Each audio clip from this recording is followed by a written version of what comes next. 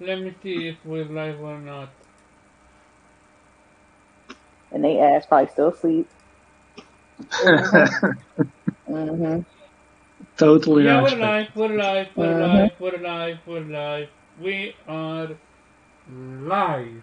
Let's go. Finally, it went fine. Let me see if I hear everyone. And let me Mm-hmm. see if we're live or not. And they ass probably still asleep. Yeah, I heard Margot. We're live. It's over. We're good, everyone. Okay, fine. I'm not a cheat, damn it. But good.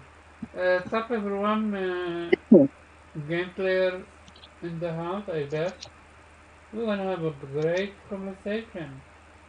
Um, first, let's introduce our panel. And I swear, if Akira is late, I'm gonna flip over. Because I told him, be on time. Oops. Blue. What's up? This is Blue Rising, aka the Weep Sheriff. What's good, Other Nation? Our nation, let's go. Let's Um, go. I swear what you're playing, because going back and forth, is not a smart idea. Okay. Doesn't Yeah. work. Right now I'm playing Kenna. I played a bit of it via Game Whose Share name? before. Kenna. Oh, nice, Kana. Kenna, whatever It's how you Kana. want to pronounce it. Okay. How far are you? If you say so. Just beat Taro. Oh, okay, nice. Which difficulty are you playing on? I'm just playing normal, but apparently Oh, you okay, unlocked nice. the after one after you complete the game. I understood. Mm-hmm. I So highly I okay. figured So, do you want to get the platinum for it or no? I'll I'll try. At least I'll get everything I can and then see how challenging Cause the if you difficulty is. if you want to get the platinum, I highly recommend of you to play it on the hard difficulty right now, which is the hard mode, and then after it comes the hardest one. After you're done playing it. Because Yeah, the I'm. reason is on hard difficulty you get used to not getting any rat mana every single time. It doesn't charge automatically. Yeah, sure, but I'll take my chances. Okay, good luck. Um, How are you loving the game or hating the game? I'm liking it. Yeah, really well, really. I already liked it when I played it before. I have a game share with a friend, but apparently the trophies were don't unlock on your or can only be unlocked on that account. So I figured I want to do the plat, so I wait for the physical release. But yeah, I really like the art style. Combat is also fine so far. I Mm-hmm. mean, I'm not that far in, but um, I mean, I can see why some people find it challenging, but I quite like it. Yeah, so probably we'll stick to that for the coming time. I'm also playing. I bought the Doom Eternal DLC with Black Friday, uh, which also is quite fun. Though you can clearly see that they're missing their lead composer, so the soundtrack isn't as fire as it was for the main game. But that's more like a game that you pick it up and play a couple of hours and then have to put it down because it's also quite well challenging in the sense that you have these arenas that you will die a lot until you figure out the right pattern to go by and have a little luck. So I figured I'll switch it up with playing Kina. I'm gonna be honest. Um, the soundtrack when you're in the place before Taro, that's freaking amazing. That's one of the best Yeah, soundtracks out there. it's really good. Yeah, I agree. But other than that, it doesn't have a lot of great soundtrack, sadly. Um, Sorry, what other was the than last that, part? place, it doesn't have a great soundtrack. It's Really? okay. Can you hear me right or no? No, I can hear you. Yeah, you didn't get the last part, but Okay, I yeah, just brought the mic a it's little bit closer to myself. well, yeah, Um, that is actually similar. Next Yeah. is J-Cat. Also shout out to Craig, the tech guy. Hi, who's Craig?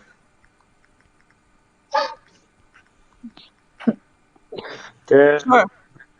Oh, Craig the quick guy in the chat. Hi. Hi Yeah. J-Cat, excuse us. Hi. Yeah, hi. I'm JCat. I'm JD on Twitter. Not really been playing much of anything this week. Just been busy with other stuff, to be honest with you. Okay. Been playing on my 3DS a little bit. That's Okay. about Gotcha. it, Cool, really. cool. I see you. Nothing exciting. Just been a bit busy.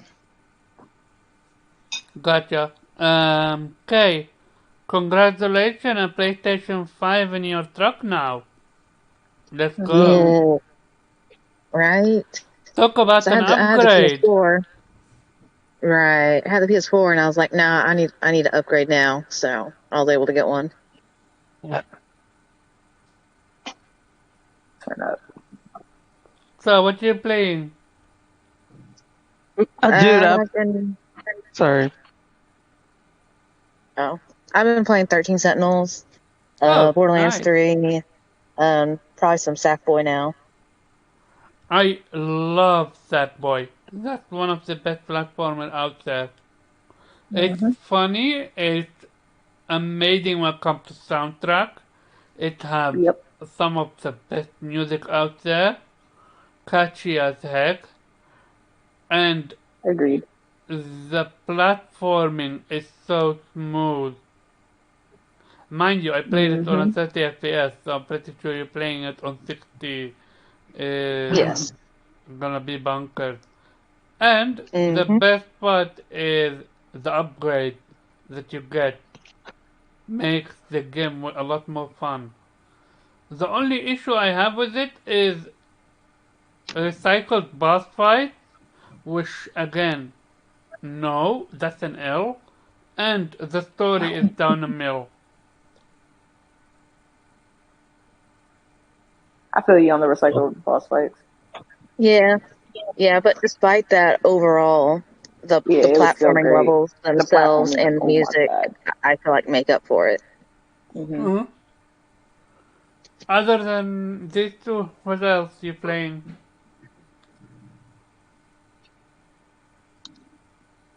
No What more else am I Borderlands? playing? Played some Borderlands 3 a little bit ago, and 13 Sentinels. So Okay, nice. Morgana.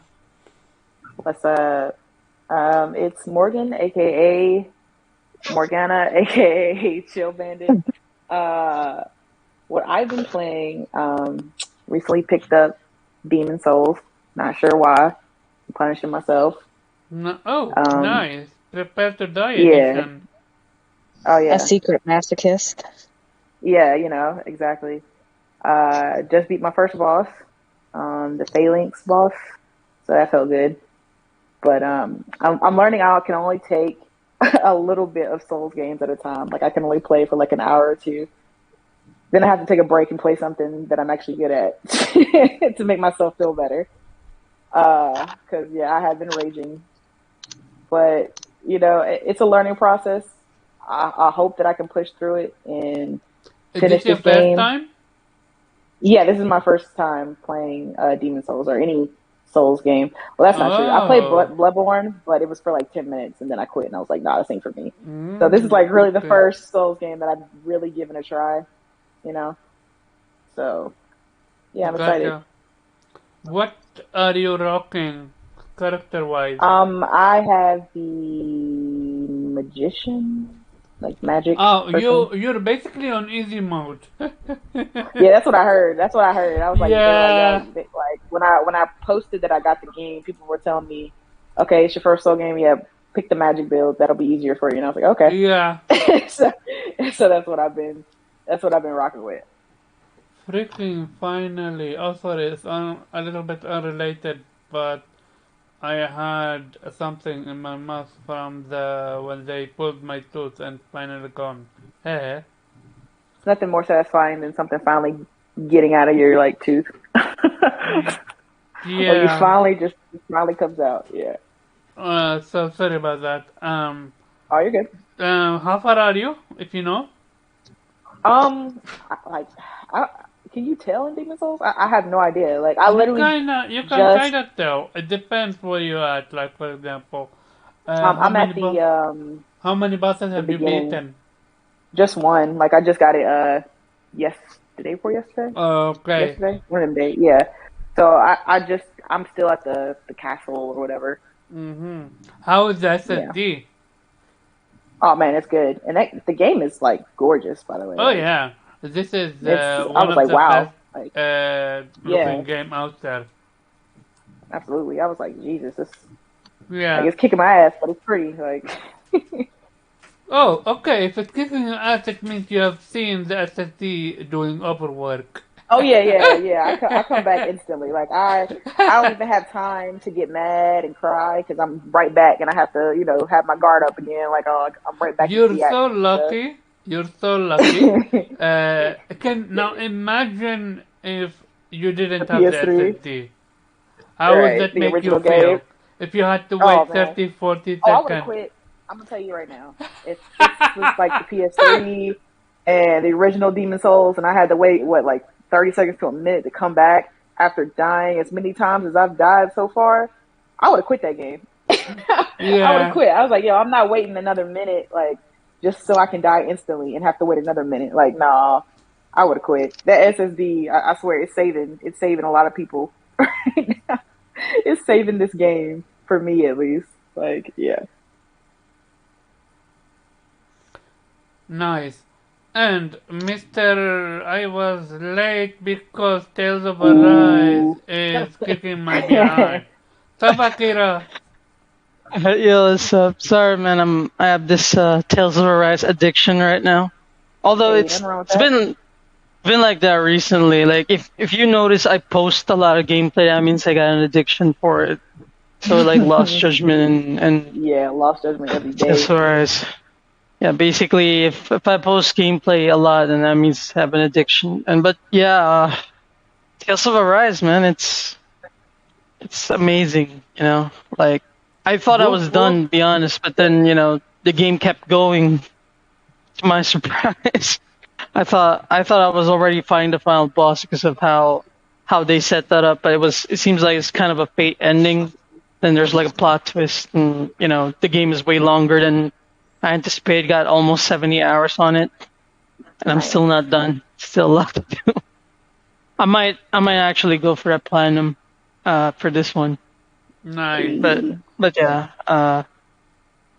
Apart from that, I'm just looking into game news and yeah, there are some cool stuff, and I blocked a lot of people recently. These fucking these Game Pass warriors annoys the fuck out of me. Like they won't leave you alone until you swallow that service, man. Like they need you to submit to that shit, and I'm like, nah, rather block this people. But yeah, that's it. Okay, for me, I have. Well, you guys know who I am. Sub Standard Ninja Gaming, Sub Viper Reap. Who else is there?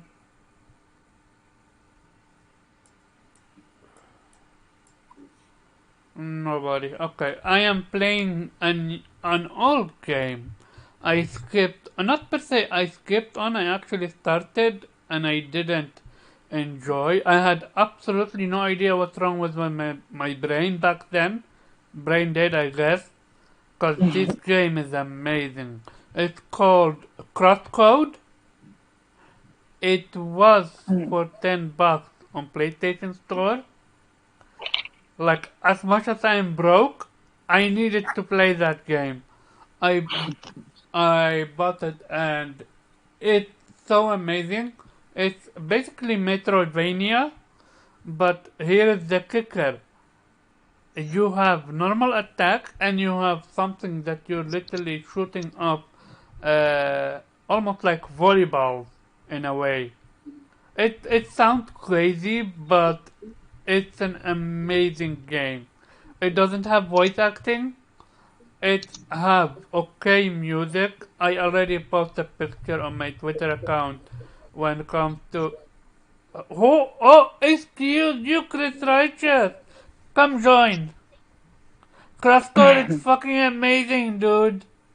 I wanna know where you at.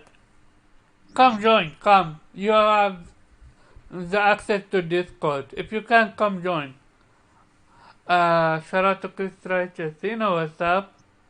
The best thing about the game is the story and the world building. Again, I am a sucker. I'm starting to believe that's my most preferred genre, which is basically MMORPG but offline in a sense. Like, it's not an online game, it's an offline game, yet you play as someone that's playing an MMORPG. Kinda like Sword Art Online, but done better. Offense to Sword Art Online, cause that shit is dog shit. Other game I would recommend that is like crosscode is called hack.gu. But that game is a continuation from another franchise called hack.infection, and that game have almost 13 installments on PlayStation 2. So if this whole Spartacus is true, and I can literally play hack.infection, I'm gonna play that shit.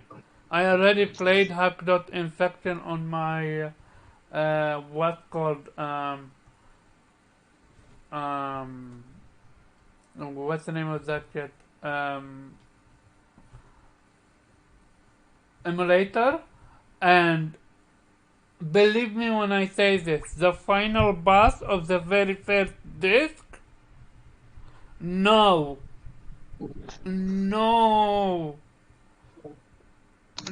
Viper Reap, then you know the final boss how difficult he is. He is so difficult that he What? have an attack that can literally one shot you. What's the game called again? Crossroad? What? Hack dot yeah, No. The one that you're talking about. Crosscode. Crosscode. Yeah, I never heard of this one. Who made this? Look it up on PlayStation. It's amazing. But I'm not talking. How much did you got it? Yeah, go ahead. I mean, how much did you got it for? I got it for 10. It was Action literally for 10 bucks. JRPG. It's not Action JRPG. It's not a JRPG. Yeah, I mean... It is, but it's an action one. Yeah, exactly. But it's more like, kind of like Sword Art Online, in a way. It's an almost like an isekai game. Nay, Lucy. Sorry guys, if you hear me every now and then say Nay, Lucy, I'm trying to prevent my kitten from standing on my laptop. Otherwise, it would destroy my entire setup. Which is basically nothing, to be fair, as of right now. So yeah, Viper Reap. Actually, Karab, sorry. No, I discovered this game recently, but I can't remember the title. I actually wanted to. I wanted to show it to you because I think, this is your type of game. Let me, I'm gonna get back to you once I remember what the title is. No problem. But yeah, Viper, again, me and Viper Rip, we have trauma. about this. Mind you, I played Hack Infection back on the PlayStation 2 era. Oh yeah, Viper Rip. I highly recommend you Crosscode. If you love Hack franchise, you're gonna feel at home with Crosscode. It has similar, yeah. Sorry, Karaba, if you can check the GC I sent it to you. The name of the game is Sakuna of Rise and Ruin. Can you DM me the name? Because I have bad hearing and I'm not gonna be able to. Sorry, Sakuna of Rise and Ruin. I already finished that. The music in that game. Yeah, I just discovered, so I might need to try it because it won a special PlayStation award. So yeah, I might need to try it. It's a really, really good game that was projected to only sell. They thought it was going to sell about 50,000 copies, and it sold over a million. How much is it right now? I love Sakuna and. How much is the game right now? I don't know the price at the moment. What I love about it's not very. I might play it after. Might play after Tales of Arise. Looks fun. It's really good. It's like part farming simulator, part kind of action RPG. And it actually works. Yeah. But the best thing about take a look. The best thing about it is the music and the smooth and fluid combat. So good. Yeah, I'm gonna take a look after I'm done with Tales of Arise. Yo, Chris Righteous in the house. Talk about Crosscode. Where you at? Well, I started like a couple months ago, but then I kind of dropped in, like, and I'm playing it again to finish it. I'm on the boss of the dungeon in the snow mountain area where you got to go all the way up top to the snow mountain pass. I think it's called like Bergen or some shit like that. Yeah, Bergen Trail. Yeah, I know where you're Yeah, at. Bergen Trail. Yeah. You're inside the mine, right? Yeah. Are you at the final boss of that area? Yeah, but I'm kind of grinding right now to buy more health. Oh yeah, I feel you. That boss was a little bit spicy, but I had issue with the one before you get the fire element. I had to upgrade my stuff back then. Yeah, and I have Sakuna, but I haven't played it yet. I highly recommend Sakuna as well. It's $24. I'm gonna get it after Tales of Arise. I'm gonna get it and. When does the sale end?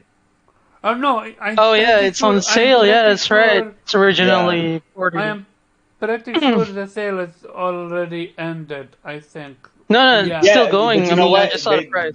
They do have physical copies. Oh yeah, they do. So you could probably find a physical copy for. Are you talking about Crosscode or Sakuna? No, Sakuna. By the way, Sakuna, Chris, the sale is until December 23rd. Okay, December 23rd. Then you got time. I didn't play it, but the reason why I got it is because it reminds me of this PS Vita game that I used to play when I had a PS Vita called Maramusa Resurrection, Maramusa Demon Blade. I saw some gameplay, and I knew that the game is something for me because of the fast-paced hack and slash kind of type gameplay that I saw. Is Maramusa a Linware game? Yeah, I think so. I'm pretty sure. Yeah, I think it is. Yeah. Wait, did you say Musa? No, Maramusa Demon Blade, but then they did it's a different game. Sorry. It came out on the Wii, but then they did a remake or a remaster version called Rebirth. It was like Maramusa's Demon Blade Rebirth that was on the Vita.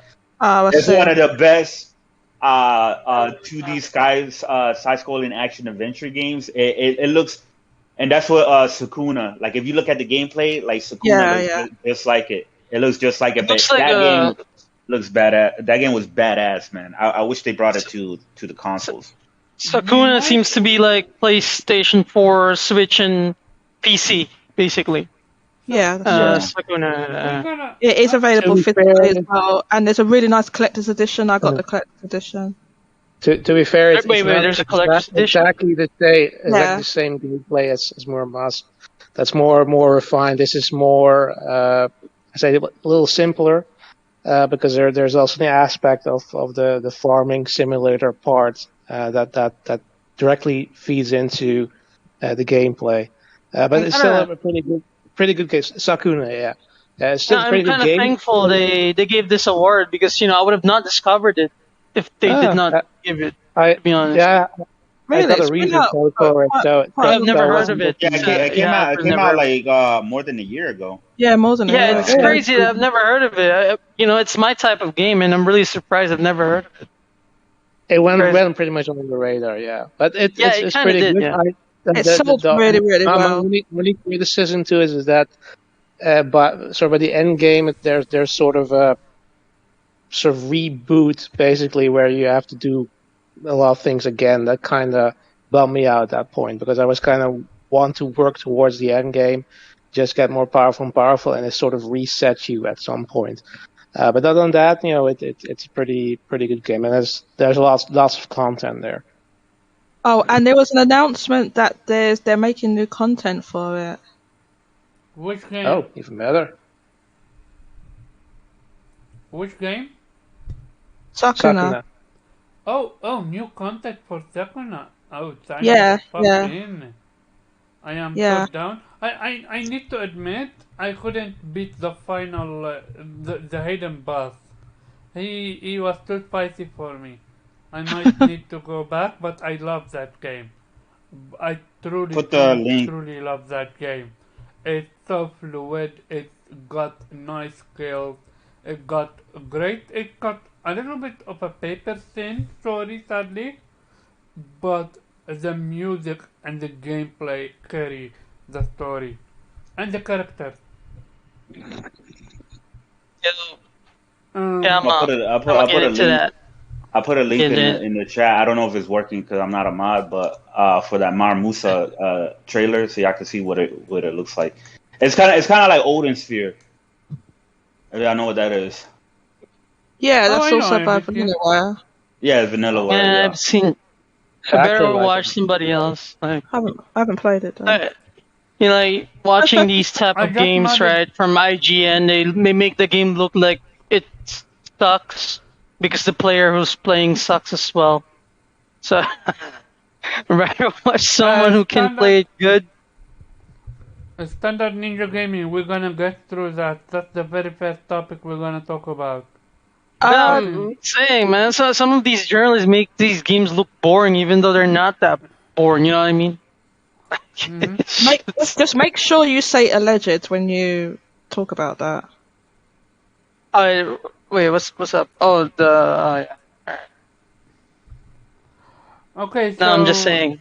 Normally, podcast is for fun and game, but I have to cover this because that's real life shit right there.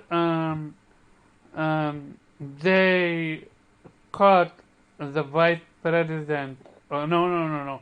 I need to give his proper what's called accolade, so I don't. Yeah. Wait, is this the Activision board or something? No. We're gonna talk about. He's from PlayStation. So here, I have him. President. Yeah. Do you have a link to an article about this at all? It's the senior vice president of PlayStation, George Sasayapo, or something like that, was caught by an independent pedophile hunting group known as Pedophile vs. Fred for allegedly trying to meet with a 15-year-old boy for sex. And it's damning evidence. They have screenshots, they have a video, they have actual video and stuff like that, and it's disgusting. And I hope, not only hope, I expect PlayStation to cut tie up with him either tomorrow or Monday. I'm not expecting them to wait after Monday. some shit like this doesn't, you can't wait with it. Anyone have else to say something about it? Yeah, I would echo your sentiments. I just briefly heard about this. I haven't read any articles, but I just heard that this had occurred. And yeah, with such serious allegations, I would expect Sony to basically fire this individual and cut ties with them and hopefully make some sort of statement, although they might want to just quietly fire this person. I feel like they should make a statement though. But yeah, I don't know the exact details. So I literally have it here, a screenshot of him saying, "Yeah, I am 15, LOL," and he never said, "Okay, we're done." He continues the conversation after knowing he's 15. Okay, so here's the thing. As much as internet is iffy and you can doctor someone and accuse someone, I truly believe this is legit, and we're gonna hear PlayStation take action again. The most at Monday. I am pretty sure PlayStation is moving right now, talking about it at this moment. I'm between sure. themselves. Has any charges been filed against this executive? I don't know if he's been what's called arrested or something like that. It's just that he got caught. Right. So far, no arrests have been made, I think. What's his name? His name is. Let me see. I just had his name.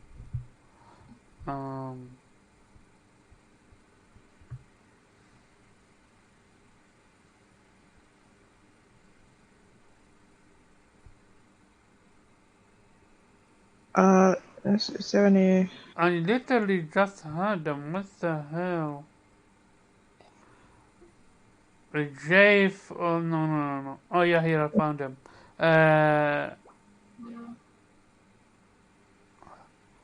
Okay, so George Kakayapo. It's a very weird last name, but hey, that's if he only had a weird last name, then we leave it as that. But he have damning evidence. Like he is seen photographed with none other than Sackboy, and also he is wearing a PlayStation 5 shirt, and he have a LinkedIn account where he is stated to be Senior Vice President at Sony Interactive Entertainment. Yeah, no. Whoa, is that high up? Shit. He is that. Yeah. He is that. Yeah, I got the tweet right here. It says the Senior Vice President of PSN, George, whatever his last name is, was caught by an independent pedophile hunting group known as People vs. Preds or People v. Preds for allegedly trying to meet with a 15-year-old boy for sex. Says according to the LinkedIn profile, George is currently the Senior Vice President of Engineering with Sony Interactive Entertainment's PSN division and has been with the company since 2013. And then here they show the video. Yeah, they have a video and all that shit, and then they have all the text messages. Wow. Yeah, this is literally just a broken down literally 1 hour ago, so it's just fresh. We're not gonna have every single detail right now. Go ahead, Jody. We don't know about any police involvement or anything like that yet. All we know is we have screenshots of them talking and the boy admitting that he is 15, and he still continues to talk to him. Yeah, what do you want to say? I'm pretty sure they're definitely gonna open up because the group that caught him, they're not part of the police and everything. It's just an independent group that does it. Okay. I'm pretty sure they're probably gonna launch an investigation on this. You know, if this is true, which is It's looking like it is because they literally got the video of the guy Yeah. and he had that oh shit, I'm caught look. I don't know if you ever watch Chris Hansen, right, to catch a predator, man. I used to watch that all the time, but yeah, man, like people like that, man, are very disgusting. They're some of the lowest human beings that ever exist. That's like Yep. the worst things you can do alongside with rape. And yeah, man, hopefully justice gets served and Sony absolutely cut ties with these guys, which they're 100% going to cut ties with him. Absolutely. If they don't, this is I would going have to be thought a shit show. Yeah, go Yeah, ahead, it's going to be Jody. a shit show for them. That's why they will cut ties with him. Go ahead, Judy. I think so, especially. I mean, it's bad enough, and it's completely bad and unacceptable, and there's a lot of evidence here. But especially in the light of what's been happening recently with abuses, industry-wide abuses, Yeah. especially pertaining to Yeah, we're gonna Activision. cover that. Yeah. I think Sony absolutely has to cut ties and do their own internal investigation as well as get law enforcement involved. Honestly, I'm pretty sure because he's such a high up. I'm pretty sure they're gonna do their own investigation of it. Like you can't because they're gonna be. because he can sue for wrongful termination if it's false. I don't think it is, but they're gonna be destroyed if they don't do anything about it.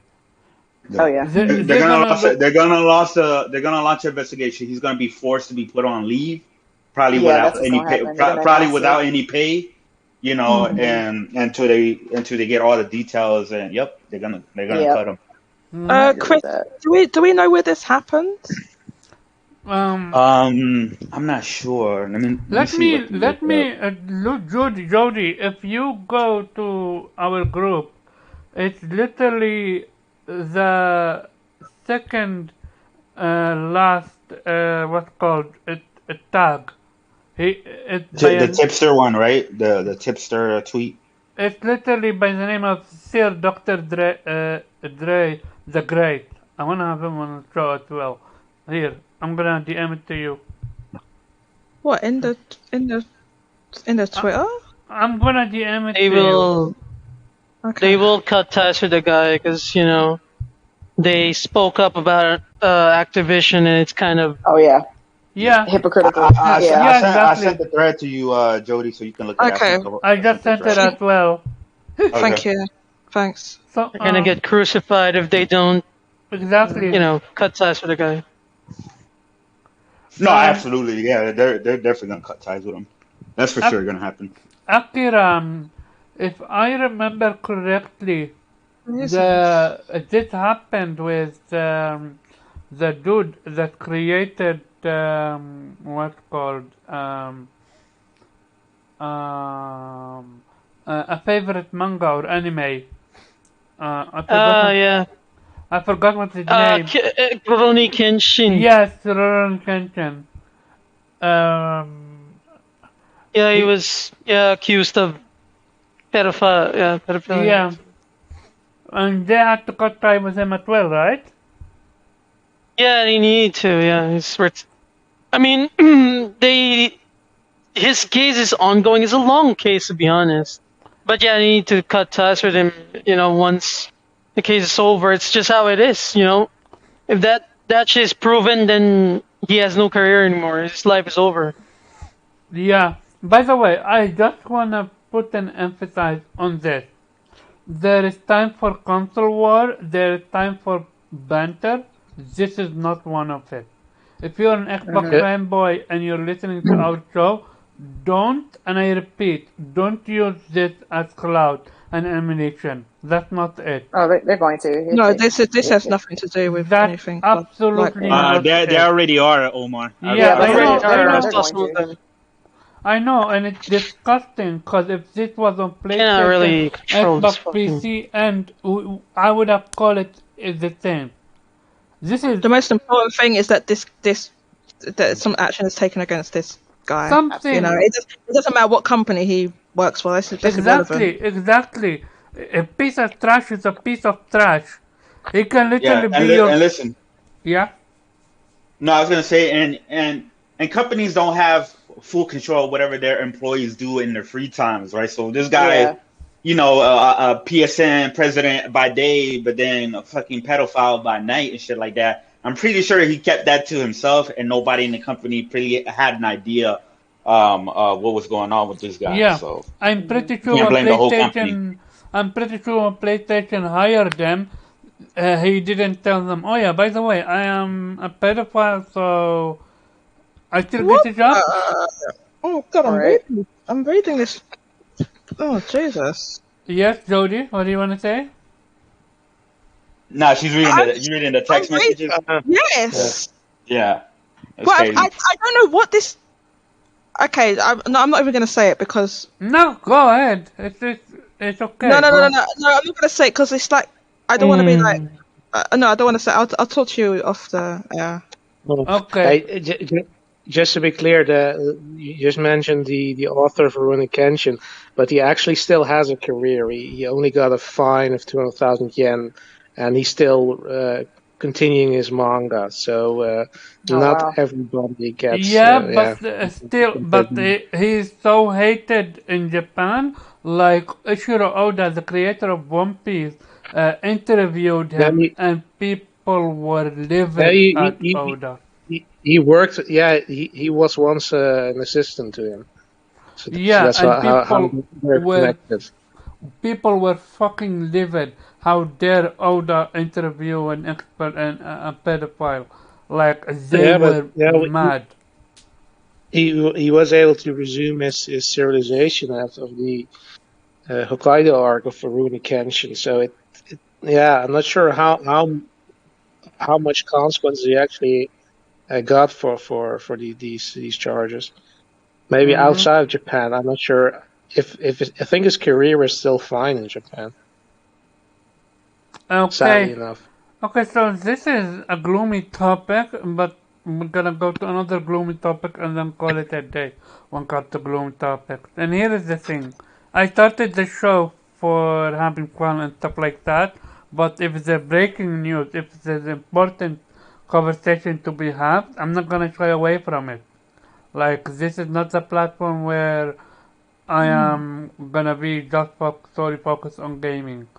I I feel as a gamer, as a person that's passionate about it, it's my duty to cover stuff like this and call it how it is, which is he's a piece of trash, and we're gonna move on to a next piece of trash, which is Activision and Blizzard. Take it away, Blue. Well, I think you're talking about the I'm tweet of talking Jeff about, Keighley. yeah, Jeff Keighley's stand on it. What's your Yeah, take? yeah. Yeah, I saw it. I have some mixed feelings about this because, yes, I'm fully in favor of putting Activision on blast. But I also am skeptical about it because I'm not sure if this is generally that they're doing this because it's the right thing to do. And again, they're all still including those games for the Game Awards, so I don't think that's can be considered a full boycott. But yeah, I have mixed feelings about this because I don't think Jeff would have had the balls to do this if it wasn't for Sony and Microsoft and Nintendo also distancing themselves from Activision publicly. Because remember, the same shit happened to Ubisoft not that long ago.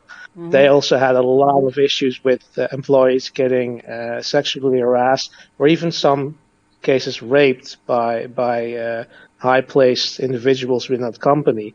And while some of them have been removed since, a lot of those perpetrators are still working in that company, and nothing has changed. All the changes Yeah. they promised have not happened, and nobody is holding them accountable. We don't see the big three calling them out. We don't see any boycotts there. So I do feel it's a bit hypocritical of Jeff Keighley because I'm sure while there might not be any Activision trailers or whatever, I'm sure there will be Ubisoft trailers at that show, and that sort of I I mean, again, I'm in favor of calling out bullshit when we see it, and giving Activision what they deserve. But we should also be consistent there. And again, I'm not saying if you don't do it with everybody, don't do it at all. No, I'm saying do it with everybody who is guilty of this bullshit. We should also hold Ubisoft accountable, because now it just seems like, okay, now Activision is just like with EA back then with it's a different thing, but with the Battlefront 2, and suddenly everybody was over EA because of the loot boxes. Everybody was doing it, but they were the one that had the lights shined on them, and everybody suddenly realized, okay, this shit is happening, this is bad. I hope that this is sort of a watershed moment, but I'm skeptical about it, because again, nobody's now still mentioning Ubisoft, even though they did the exact same thing and they haven't been held accountable. So I feel like we still have some work ahead of us. Yeah, I wanna ask. I actually want you to add something to it. I sent a screenshot in our group. Go ahead and read it. Read who is on the board. That plays a key role. Huh? Yeah, where did you put it in group? Our group. What, Discord? Twitter. Yeah, Twitter. Oh yeah, no, I don't use Discord for this stuff. Always just Twitter. I see anything. Yeah. In the group chat. And can you see it or no? The picture. I can see it. Yeah. So go ahead, read who is on the board of so I'm gonna actually read it, and it's an adversary board. The adversary board helps okay, I can see it now. and advance the mission of the Game Award. The adversary board is not involved in the selection of the award nominees or winners, and learns the result of voting at the same time. Okay, fine, but still, you have Rob Kostic, president of Activision, as adversary in the adversary board, as well as Kojima. So it makes it weird that what's his name, Jeff Keighley, would have a stance when it comes to Kojima's situation and not when it comes to this situation. Because in my opinion, and feel free to disagree with me, this situation is way worse than the whole Kojima situation. Because that was just one person, or maybe there was some other people on his team, but that was a small issue. This is a widespread, systematic issue that's happening within with other places as well. Don't get me wrong, but within Activision, Blizzard in particular, this is a widespread issue that within their company that's been discriminating against women and minorities, not paying them the same, and then even after the DFSC, or whatever that thing is called, case was brought against them, and they got rid of the former head of Blizzard, replaced him with Mike Ybarra and Jen. I've forgotten her surname. Didn't pay her the same amount as Mike Ybarra. She left because of that. Yeah, because of that, and I saw a load of other stuff as well. Do you know what I said? I don't know if it's my turn to speak yet, but I'm just speaking. Go ahead. Yeah. So Jeff Keighley tweeted about this. Within the last 24 hours, he's tweeted about this, and basically he said, "Oh well, Activision, beyond their nomination, Activision Blizzard are not involved. In my opinion, that's still being involved, but whatever." And then he made a little statement saying, "There's no place for abuse." Blah blah blah blah. Okay, now say that at the actual awards show, where there's tens of millions of people watching, not just on Twitter. He has about 1 million followers on Twitter. You need to say that needs to be said at the actual awards show. He's not gonna do that. Well, Wolfie, can I say something? No, go Yeah, ahead. of course, Krista, just go ahead. Okay, so when I looked at the article, because we were talking about this in the space last night, the only article that I seen was the Kotaku, which says that the Game Award is not going to take sides of the whole Activision debacle or whatever. And when I clicked on it, it was in a link. There was a link to the original article, which is the Washington Post, right? Which I have it right here. And this is what Jeff Keighley actually said, and this is why people actually need to read instead of reading clickbait headline No, no, articles, right? I read it. So I read it. no, I'm She not just I'm not read it. talking about you. I'm not Go talking ahead. about you. No, Go ahead. I read his actual tweet, Chris. I read his tweet. No, She I'm just not talking read about the tweet. I'm not talking about the tweet. Can I finish? Goddamn, let me finish. Go ahead. Go ahead. And I'm not defending Jeff or anything like that. I'm just reading exactly what was No, said, right? you wanna be factual. I know you. Yeah, Go ahead. exactly, right? It says the Game Awards, and this is from the Washington Post, right? It says the Game Awards are advised by a board featuring several members from major companies across the industry, including Rob Kostick, president of Activision Blizzard, a video game company that was sued by California's Department of Fair Employment and Housing in late July over complaints of gender-based discrimination and sexual harassment, and has come under fire from shareholders, employees, federal agencies, and most recently, gaming publishers and state treasurers. Says Keighley said he is thinking about how to navigate the event's involvement with Activision Blizzard, just as the major game publishers have said that they are reevaluating their relationships with the company out of concerns over the lawsuit allegations and those reported in the recent Wall Street Journal article. And then Keighley said, "We want to support employees and developers," who added he supported people coming forward with their stories, but also didn't want to diminish developers' opportunities to spotlight their games. "We have to think very carefully about how to proceed here." He said Diablo 4 and Overwatch 2, two titles that from Activision Blizzard announced on November 2nd, will be delayed. Will not be shown.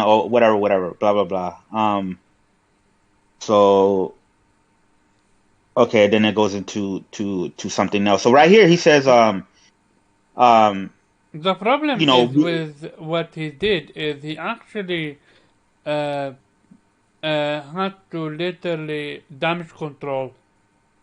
Yeah, and because he was receiving that entire backlash and shit like that, that's why he put out the recent tweet when he was like, "Yeah, Activision's ain't gonna be there aside from the publishers and whatever like that." I kind of get what he was trying to do. He was like, listen, this is fucked up shit that's going on with Activision, but at the same time, he wants the developers to get their shine and work, and for their hard work and stuff like that, and but they're gonna have to do that on their own time. You know what I mean? So if I was Jess, I would just not even get myself involved and just be like, yeah, fuck it, we're just gonna, yeah, sorry guys, but there's so much shit going on with the company or whatever. We don't want no bad rep, well, to be included with the Game Awards. So we're just not gonna, do anything with Activision and Blizzard. And I agree with Jody that he's definitely gonna have to, speak up about it during the Game Awards and whatnot. And the other guy was right when he was talking about Ubisoft as well, because they did get a lawsuit like in France for sexual harassment and stuff like that as well.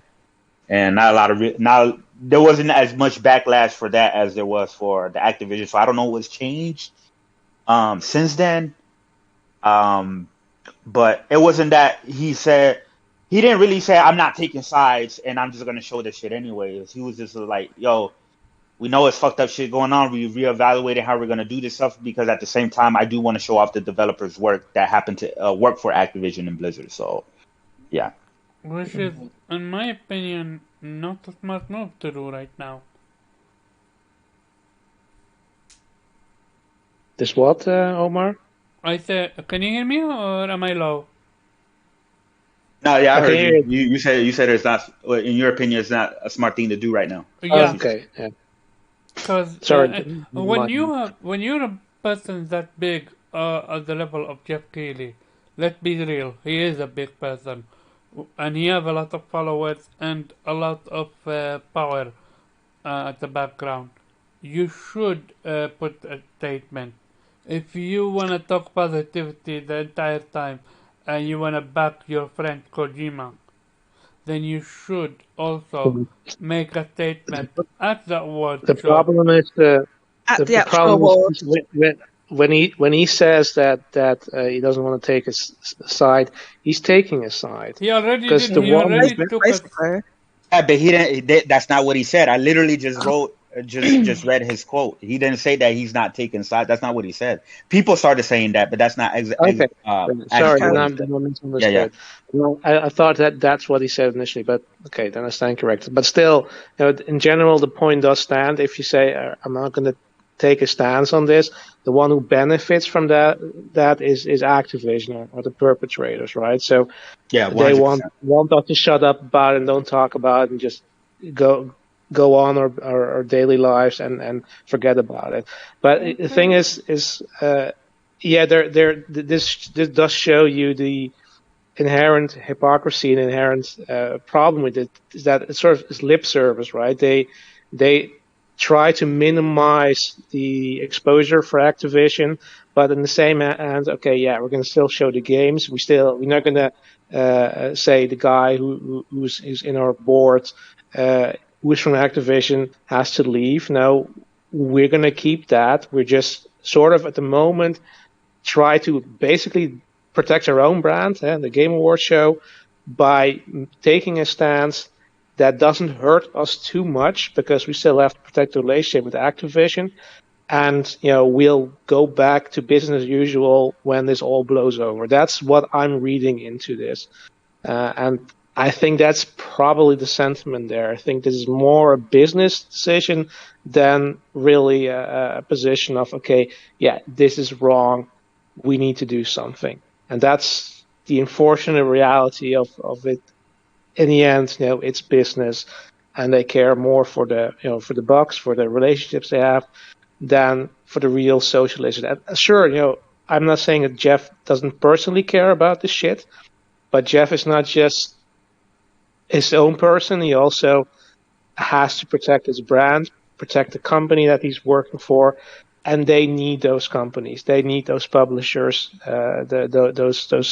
the big console manufacturers. They need to protect those relationships, and they can't burn those bridges. That's the reality of it.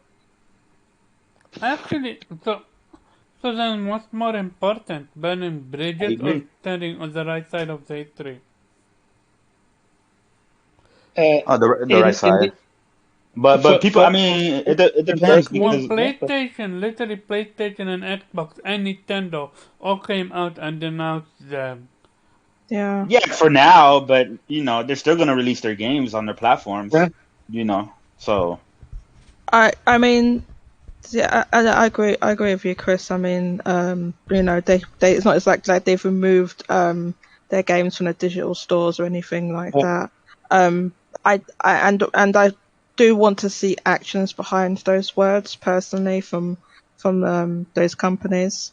But I do think that the fact that all three have said something is significant, because I can't recall another time when that's happened, to effectively denounce one of your partners, one of your business partners. Yeah, one of the biggest publishers that there is.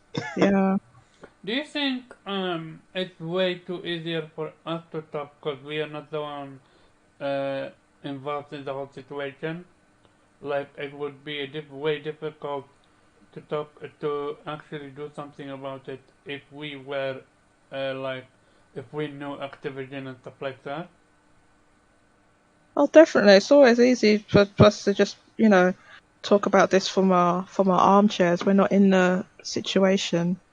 But what I do know, and I'm sure all of you here share the same sentiment, that we're all human beings and we can't, remain silent when people are being abused like in such a manner. We're such damning evidence that Activision themselves agreed, because they were mealy mouthed, but they did come out and denounce that there's no place for this type of thing. So even they said they don't agree with it. So I really think that we can speak out, and yeah, it's just words, and we can't affect on any change except for with our wallets. We can vote with our wallets. That's the only thing we can really do when it's big companies like this.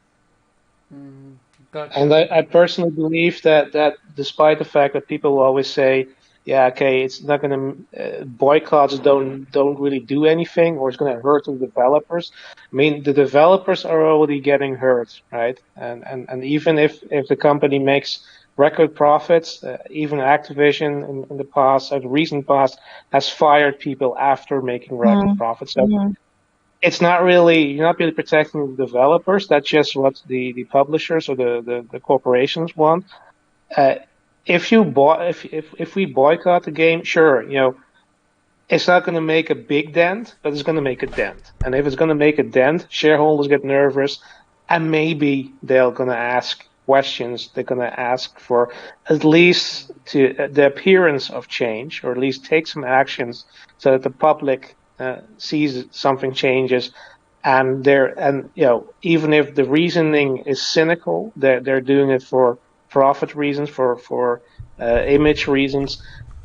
If that actually is helpful change, then I'll take it, right? So, and if we keep talking about the shit, they get nervous about that because they want this story to die down as quickly as possible. And the longer we keep this alive, the more nervous they get and the more likely they are to take action. And that's the reason why, even though we can't personally change it, if we keep it alive and if we maybe vote with a wallet, we could at least give a signal that might make the actual decision makers nervous, and maybe we see some change. Gotcha. I don't really buy Activision games anyway, to be honest with you. But I don't bother with Activision Blizzard. I used to play Candy Crush back in the day, but I don't think I spent any money on it. They own King as well, by the way. It's the same company. So if you play any of those games, that's where that's going. Okay. We're gonna see what we're gonna do. Damn, I didn't realize they owned Candy Crush. Yeah, the company's called Activision Blizzard King. It's the full name. Okay. I think that's the full name. But yeah, they bought King like years ago, and that's they're having the King is really the King part of the company is really propping them up because they still make a lot of money from those Candy Crush games. Right. Anyone my mom else plays that all the time. have anything else to say about this topic? Sorry?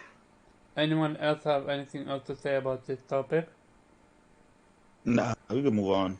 Okay, we're gonna move on then.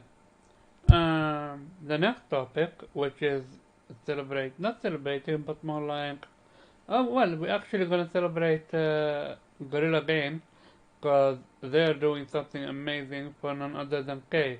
Take it away, Kay.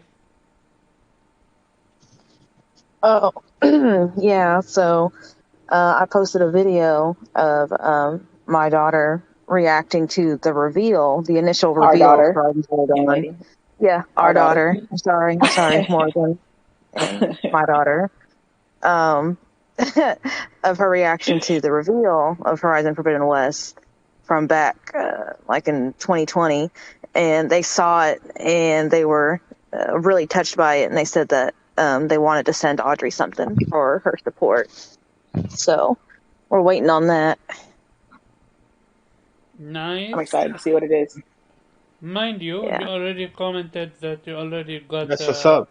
Regalia Edition pre-ordered, right? Yes. Yeah. That's what's up, man. I'm gonna use my my little nephew to kind of do the same thing. You know what I mean? Get some free stuff. Yeah, I'm gonna do it for. That's what Morgan was saying. She's like, oh, that's my child too.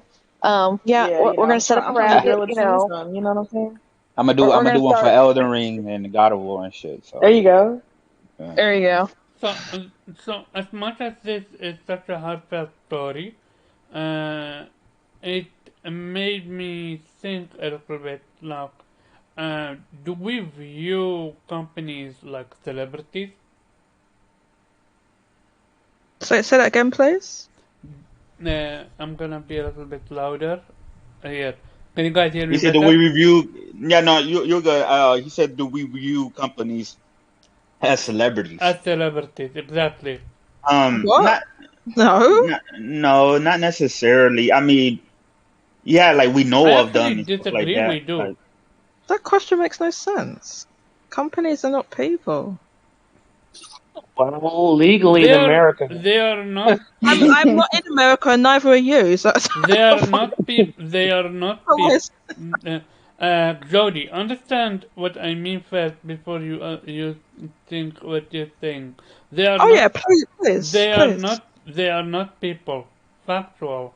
However, they are treated as they are. What I mean by that is they are viewed as they are. Here's what I mean by that. If a company like Guerrilla Games pay attention to you on Twitter, or a person like, for example, Cory Barlog, who represent Santa Monica, take attention to you on Twitter or stuff like that. Like people uh, get hype from that. So that's why I said what I said. Do we view companies as celebrities? In that sense. Do you get me now? Who, me? Yeah. Sorry, I got Sorry, I got distracted by something. Oh my. What? oh man, she said, "I don't want to hear that bullshit, Omar." I saw, Jody, I saw some sexy pictures. Say it again. Say it again.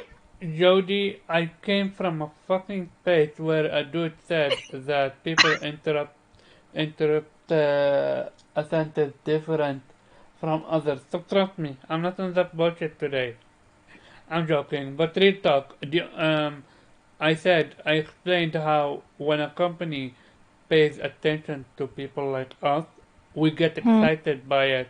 Maybe you don't. Maybe you don't care. I would bet you money if Hmm. tomorrow, no, if right now you go on your Twitter account and you see Hmm.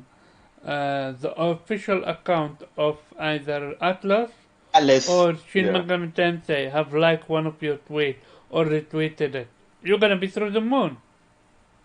Uh, Yeah, it I mean, depends. it, It really depends on the.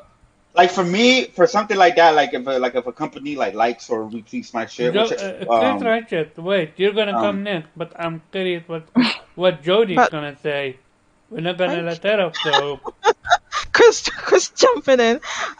Yeah, I mean, I would think it was really, really cool, but I don't know that I would be like, oh my god, I don't know about all that. I would be, I would think it was really cool if a company or famous person liked one of my tweets or something, and I probably would tell people. But beyond that, I don't. I mean, that's just me personally. It would have to be something more than just liking a tweet. Like if for me to get excited, for me if they uh paid attention to me, and it's got to be. I don't know. I can't even think of a scenario like that. Really, I truly can. I don't care exactly like that because I think all these things that the products produced by these companies are really cool and everything, but at the end of the day, it's still just people behind it, right? And a social media, a like is something, that's just like some intern or a social media manager or something like that. So I personally wouldn't. I think it was cool, but I wouldn't get like crazy excited. And yeah, I think it's just ordinary people behind the companies. Something cooler would be like, oh, if I got to go to like some event or something like that. I don't know. I don't know. Yeah, maybe if I got to go to an event or something like that. Um, if they would seen your tweet and they said we're gonna send you a goodie or something like that, or just we're gonna put your a tweet and highlight it, would you not be excited that a company like such as Atlas that makes one of your favorite games, I I would. would, I would think it was really cool, but like I said, it's just the social media managers are running the tweet, not the people who make the games. So there's only so much there's only so much I can so get. then I can let get me flip excited. it. I like that. But like if say I went to an event and I got someone to, someone to sign an autograph or something like that, that would be cool, I suppose. Gotcha. Interesting. I actually had one tweet liked by Cory Wallace, so I got that W. See, that is cool. Me too. Yeah, I think that's cool. great. Yeah. That's different though, because you're talking about that's his personal account versus the social media account of a company. See, I think it's cooler that Corey Barlog would like your tweet than the Twitter account for Atlas liking a tweet. So, I don't know who created Shin Megami Tensei as in person-wise, but if he liked your tweet, would that make it different then? I do know who wrote the original book Megami Tensei. No, because there's no way they'd be looking at my tweets. I mean, I said if. All right, just hypothetically. Yeah. Hypothetically, I would think it was cool. I don't really know much about the person who gotcha. or who started it beyond their names and that. Gotcha. I can't really think of an example of something that would get me like really like crazy excited. But I would say in general, yes, if it was like someone's like personal account liking my tweet versus like just a social media account for the company, I would find that personally more exciting, because I'd like, that they've seen my tweet and they've like, it's just a click, but it's still exciting, right? Yeah, I would tell you for sure, if PlayStation would like my tweet, I would be cool about it. Okay, let's narrow it down. PlayStation has a lot of different official accounts. Which one are we talking about? I'm talking about official PlayStation Twitter account. No. There's multiple. The PlayStation one, that's the original one. Yeah. Well, it's not it doesn't exactly work like that. They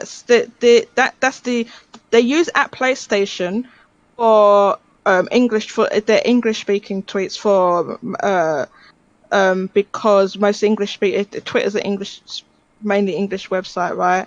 And the people who just type that in, it's the same thing. So the same thing with Pokemon, right? So if you just type in @Pokemon, it goes to it's the Pokemon US that are running that, and all they tweet about is just stupid. It's mainly just memes, just little tiny gifs, clips from the anime and that. But if you go to I think it's like Pokemon Co. _JP or something like that, the Japanese one, they have actual information and stuff on there, so that one is all in Japanese, but that one is like actual stuff that they're doing, whereas the Pokemon one is just it's just nonsense. It's just like, what do you think this Pikachu is thinking, and stupidness like that. So it's the PlayStation one is the American English speaking one. I wouldn't say it's necessarily the original one. And there's different PlayStation social media account for each region. There's PlayStation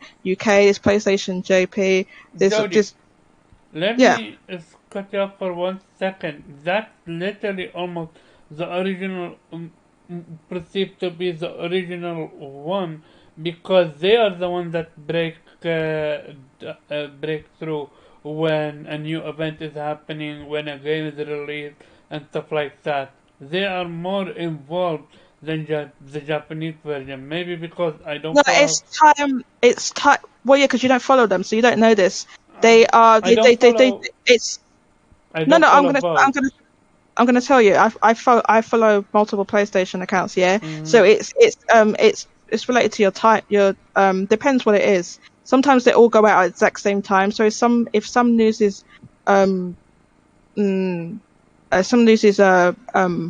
breaking, then it will go out immediately to all accounts. Otherwise, there'll be things where they kind of stagger it to different time zones. So the official Pokemon and Nintendo accounts do that as well. It's like staggered. So, because obviously there's going to be times when people are more active or sleeping in different time zones. So that's the way they do it. And just because that one's at PlayStation doesn't mean that was the very first account that they set up. That's all I meant. It doesn't mean that one Twitter handle. Hang on, let me finish. That Twitter handle doesn't have any more importance than any of the other official PlayStation Twitter handles. That's all I'm saying. Yeah, but at the end of the day, they are representative of actual PlayStation. Yes. Yeah, they are. That's why it's not like that one's the official one and everyone else and every other account is below that. That's all I meant. Exactly. And that's why I said if they would like my tweets, that would be dope. But I'm gonna have someone else to give us thoughts. So, we're gonna go to Chris Righteous and Akira. Go ahead, Chris. Me personally, I would think shit like that is cool. Yeah, sure, right? Like if, like From Software or Nintendo or, companies that I rock with as far as like the products that they provide in terms of video games. Sure, I would think it's cool. I would think it's cool if Corey Barlog or something like that responded to me. I mean, I talked to David Jaffe like live, on air. Yeah, like, I know. And I thought, I thought it was cool. And I was like, hey, David Jaffe, you made some of my favorite games or whatever. I mean, but I wasn't like, oh my God, like I'm not a groupie. I don't idol worship. You know what I mean? Like, or anything like that. Like other human beings, like I just see them as such. It's just, they're just cool human beings that are making cool shit that I really enjoy. And if they interact with me, that's cool. But I'm not going to be head over heels. I'm not going to take a screenshot and tell all of my followers, hey, Corey Barlog liked my tweet. Like, I see that shit happen all the time. I was like, bro, yeah, really? Like, I don't know, man. Like, for me, I mean, some people may take it more, they may be more hype for it. And whatnot. If a company sends me something, right? Like what Gorilla's, sending something to K or some shit like that. Or if they'd be like, hey, you want to go visit our studios in California and we'll fly out, you and your wife and y'all can stay at a hotel and y'all can, visit our studios and shit like that. Then I'll be like, fuck yeah, that's amazing. Then I'll be, through the moon for that because I'm getting a free vacation. Right. Mm-hmm. But other than that, man, I don't really put too much stock into these people like that. You know what I mean? I don't worship.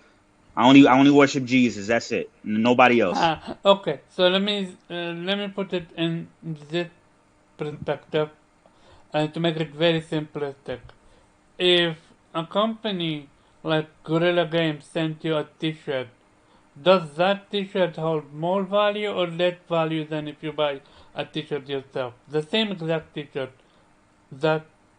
And I'm not talking about the free stuff. I'm just talking about core value. Like what do you mean? Like if it's a special T-shirt that they send me that I can't buy, or something that I can buy but they just send me a T-shirt you can't buy, but they just sent you it. That I can buy. I mean, I would like it because it's free. Like it depends on the T-shirt. Like if it's a whack T-shirt, I'll be like, I mean, I guess it's cool. I guess I use it to clean my car.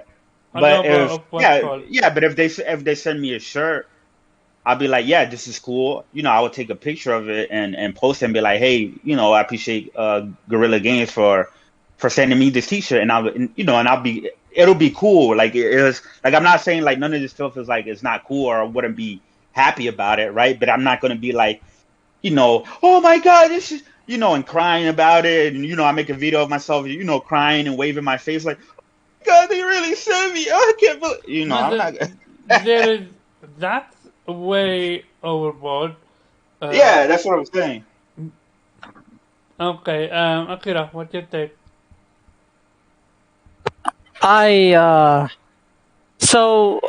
When it comes to companies, company Twitter accounts, the reaction is not that, let's say, it's big for me. However, if it's individuals from from the game industry, I would react a bit more. For example, when Kojima noticed me, that was basically one of the best days of my life. He knows I exist. I screenshot that and I tweeted that. I don't know if you remember that, but one sec.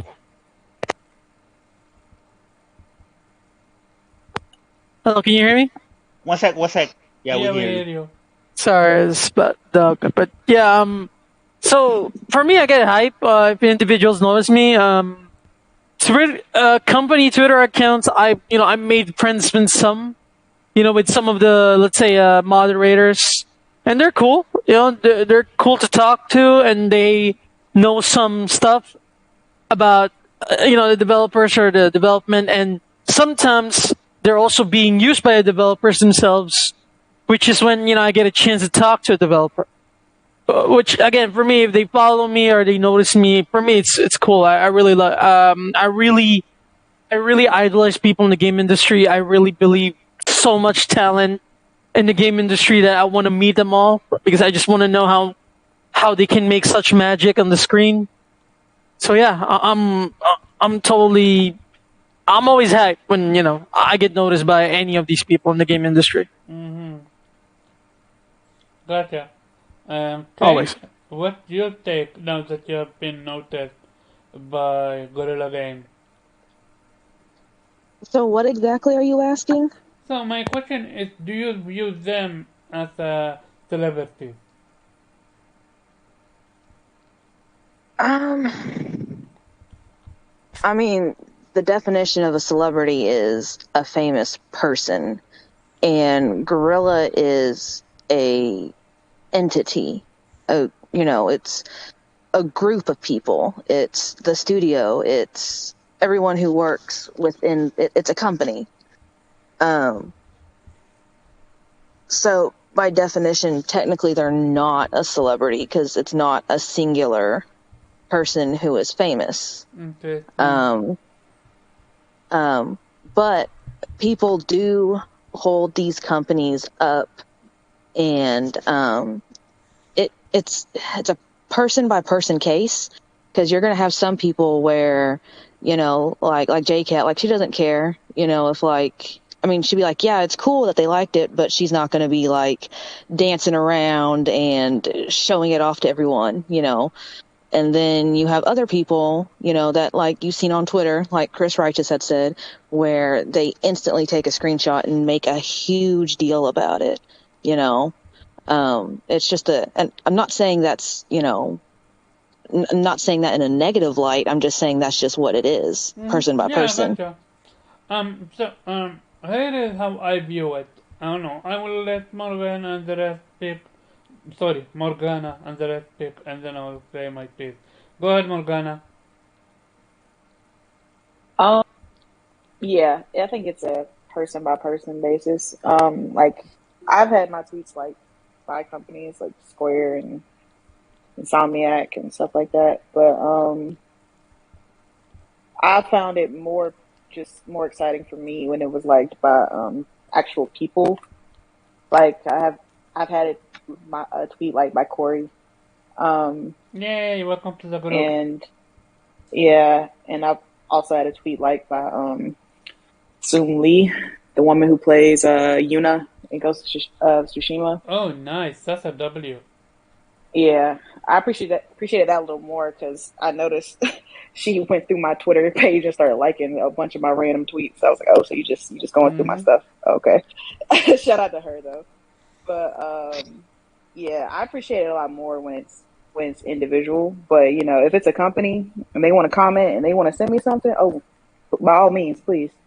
I'll definitely get excited about that. Next time Morgan likes one of my tweets, I'm gonna screenshot it and I'm gonna tell the world. Okay, so Blue, you last, and then I will go. Go ahead, Blue. Oh, I'm last. Okay. Yeah, hey, Phil Spencer, if you're listening to this podcast, if you want to send me a Series X, I will happily promote Game Pass. Facts. I have a block button and what's called a mute button ready for you. Don't worry about it. Don't look, dude. Thanks, Omar. This is not even a space, and we can't escape the game password. Hey, Akira, It follows us what are everywhere. we supposed to do? Oh man. I don't know. It's your topic, Omar. You gonna go no. green Rhizome next? What else? It's all good. Okay, now let's talk. Here is the thing for me. I do view them as celebrities, and for one simple reason. As much as companies, people saying that it's individual case based, I see them, PlayStation as a company, as one entity. Like for example, if PlayStation would like a tweet of mine, that would be cool. If as much as cool if it's Cory Borlag like a tweet of mine, because as much as they are like social media accounts and stuff like that, they are still people that represent the brand that I care about, that I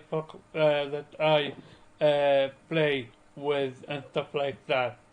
So and I think it's way more bigger for kids. Like for example, I'm curious what your daughter's reaction is going to be when she find out that the creators of Aloy and Rising Zero Dawn, well, she's not gonna understand that it's a different person. Well, I'm pretty sure she's old enough to understand stuff like that. But still, she's just gonna put one and one together, which is Horizon Zero Dawn, Aloy is noticed by your, they noticed your daughter. She's gonna be on cloud 99 or 9,000, over 9,000. Like that's how I see it. Yeah. Yeah, about that, Kay? Yeah, I already talked to her, and I explained to her that Gorilla is the studio and the people that made the game, so she understands that. And I told her that they saw her video and that they wanted to send her something, and she was ecstatic. She I goes on the phone, but I could hear her running around the house in the living room. I think she was actually more excited that they watched her video. Yeah, that's what I thought. It's the notice. So there is a meme called "Notice Me Senpai." I'm not sure if people are aware of it. Yeah, I've seen that. Yeah, and that holds a lot of weight when it comes to the industry or any industry as a whole. It's just, they are big in my opinion. And I would even say they are bigger than, they are much of a celebrity than actual celebrities, in my opinion.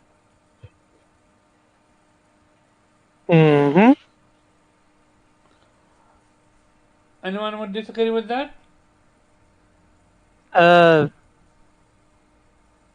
No, man, it's your take, right?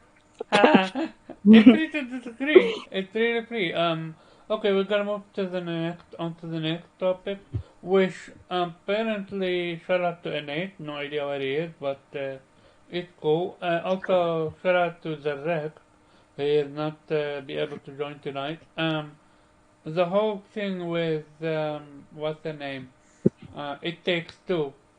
Who can explain? No. Who can explain that? I misunderstood Jesus. that. Oh man, I can explain a little bit. I'm already getting mad, like thinking about it. Jesus Christ, fucking Take Two, man. It Takes Two, like I said before, is my game of the year, right? Because it's so creative and so well done by this little indie studio. Well, not really indie, but little studio. At least Lost Judgment was a game of the year. Yeah. Yeah, no. What I meant is That's that Lost it's my Judgment. only The betrayal. choice. It's a betrayal. It's my only choice. If Lost Judgment was nominated, of course, but it's not Oh, you're talking nominated, about out of Chris. the nominees. Yeah, out of the nominees, man. That's what I meant. And the fact that Take-Two can be so fucking petty over a damn name, like this was like Bethesda, right? Remember when Bethesda trademarks the word scrolls? You remember that shit? Yeah, there was Bethesda a game. did the same thing, yeah. There was a game called Scrolls. Well, what it is that it's so they Take-Two are going after the trademarks rather than the name. rather than the copyright, and they're going after people that can't fight back, because they're going after different combination, different words like take anything that's got Take-Two, Rockstar, especially if it's written as one word, civilization, bully, which are just generic English language words. But what they haven't gone after, because it's the first thing I thought of when they said, oh, they're going after Rockstar and all this. I was like, wait, this isn't that an energy drink called Rockstar? It is. There is. Yeah. Right? Yeah, they haven't gone after that. Okay, well, do you know why? Well, they're too big. It's too big because it's made by Pepsi. It's made by PepsiCo. They're not going after PepsiCo, but they will go after Hazelight Studios, who I believe they're having to do this on their own, because EA did publish their game, but I don't think EA is actually really giving them that sort of support. So they've had to abandon the trademark for, and the thing is with it, that phrase is just a well-known saying in the English language. And there's a song. Yeah, that's right. There's a song. Right?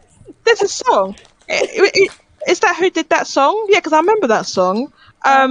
So, moreover, this is a really, really bad PR look. This looks so bad to go after. For generic terms, to go after industry, to go after all these things, when people are not in love with Take-Two as it is, and there was the recent Grand Theft Auto trilogy remaster debacle, so that's especially bad timing. But so it's not just this game, It Takes Two. Omar, maybe that's where you misunderstood, but it's that it's trademark filings. So it says this isn't necessarily going to stop Hazelight Studio using the name It Takes Two for their game, or to stop marketing it under that name. But they had to relinquish their trademark, which is specific to their game. So they can't use that anymore, but they still would own the copyright, because copyright and trademark are different things from my understanding. And copyright is more about the intellectual property, the actual game. But yeah, trademark is things surrounding a product. Really, that's sort of specifics to your product, like with the marketing and stuff like that. So I think this is a really, really bad look, and it looks so. The thing that looks worse about it is that the fact that it's like nobody's gonna get this It Takes Two game confused with the mega corporation video game company Take-Two. It makes it, but what it is that they're filing this and going after all these different words and phrases and things. It's like, oh well, we might want to use this in the future. Something we might want to market ourselves with these names or phrases and so on. But overall, I think this is terrible. They don't They didn't own these words. They're trying to get the trademark, and they're going after. They've gone after a load of different companies that can't fight back, including like restaurants and other small businesses and things like this. Unless worldwide. Okay, can you mute, please? Because I can hear the dogs. Yeah, Akira, mute your mic. I'm curious about this when it comes to EA. Doesn't EA protect them or something like that? Yeah, so that's not our problem. Yeah, it seems not. It seems to be not the case because EA just published the game, but I don't know if they. Because I don't think they have any ownership of the game. I think they publish these smaller games under a program that they have for indie studios. But the only thing I really know about this program at the top of my head is that they publish the games and do the marketing and stuff, and they let the studios keep the profits from the game. So it's really about a good PR for EA to support these indie games, and they've done it with a number of games, including Hazelight Studios' previous game. But that might be my guess would be that EA doesn't actually own the IP or the trademark, so therefore because they must not do, because the studio themselves gave up. They relinquished the trademark, so it must have been the studio themselves that owns the trademark. I don't think EA owns anything to do with the studio or the trademark or the IP. Gotcha. Anyone else have anything to say about it? Nope. Everyone is silent. Let me see what the next topic is. Yeah, next topic is who can explain this one to me? Who is to blame for the fuckery when it comes to Godfall? Is it PlayStation? Is it what's called Gearbox? Gearbox. Thank you. Gearbox Entertainment. Who is to blame? I'm curious, cause from what I'm understanding, that's a bad move. Yeah, who gonna blame? Go ahead. I can't explain it, but from what I heard from people who have played Godfall, they said the end content's better than the actual campaign anyway. So you're actually getting a better deal. That's from what I hear. I don't know. I haven't played the game, but that's what I hear from Godfall enthusiasts. They said the end game content is better. So, but does it actually include the game? That's the question. Yeah. Because I saw on the website, I just clicked on it and it said like you can upgrade to the campaign via this the end game. So you still, if you want to play the story, whatever this, you still have to buy that apparently. Yep. Yeah. Okay. But what exactly have they put into? What exactly are they putting into PS Plus then?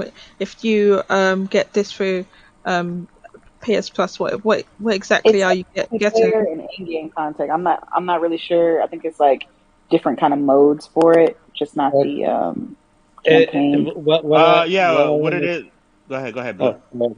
But yeah, what I understand is that it allows you to play at max level right away without grinding through it. So basically, it's a middle finger to everybody who grinded through it, and now you have a DLC that allows you to skip all that.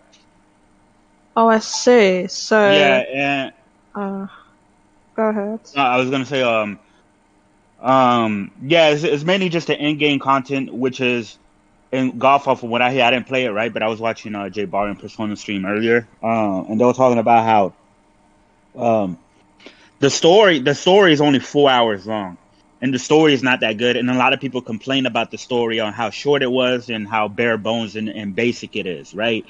And majority of the people playing the game just like you complete the story, and then most of your playtime is doing the in-game content, the grinding, the finding new gear, new loot, and stuff like, and things of that nature. So actually, with this, to me it's better because you're cutting out the bullshit part of it, which is like the story and the bare bones part of it, and you're just giving access to everyone access to everything in the end game. So like all the gears and the loot. What if someone wants to experience the story though? I was going to say that, like, I agree with you, Chris. It sounds like the story maybe is not that great, but it would have been good if they gave you the choice, so you can have the story part and have the end game DLC level 99, whatever. Yeah, well, with that, like, I mean, they're giving away to me. It's like they're giving it to me for free, essentially, right? It's not technically free, right? It's through a subscription service, right? Yes. So I'm not gonna be like, oh, I want the story too or whatever. If I really want to play the story of Godfall, I will buy the game, which I'm sure is going to be heavily discounted, when this is PSN. But I do understand, if somebody was like, damn, I want to play the story, but I don't want to pay for it or whatever. I don't know. Maybe you can try out the game. If you really enjoy the game, then you can pay to get the story or whatever. But from what I hear, the story is only 4 hours long and it's pretty basic and stuff like that. So I don't know. How long? Me, I don't really care either way. I'm gonna try the game out. How long? What would be the value? He said 4 hours. Oh. Yeah, it was around 4 to 5 hours long. They highlighted it so much. They made the trailer for it that looked amazing. So I was curious about it. I was actually going to buy it, but then my friend that I would have played with didn't buy a PlayStation 5, so I couldn't play with them. So I opted not to buy it. Also, well, we can play together, Omar. Sorry? I say we can play now. But Jody, you were gonna say something. You were gonna ask me something. Yeah, I was gonna ask you a question, Chris. Do you know what the story portion, like the regular game that was originally marketed when this game first came out about a year ago? Do we know what the value of that would be on PSN? What the $25, I think. Oh no, of this version. I don't think. No, not this version. The story part. Oh, I think $25. $25 now. Okay. Yeah, I see it. But it's on discount. Well, I mean, on PSN, I don't know, but right here on Walmart, it says it's $19.93, right? And there's other places where you can get it for like $20. Godfall is not a high-profile game, so it's pretty cheap now, So if anybody wants to get the full game, which I'm not gonna get the full game, that's just what I heard. I don't know if that's how long the story really is. I just heard it from J Barry and Persona, which I know for a fact that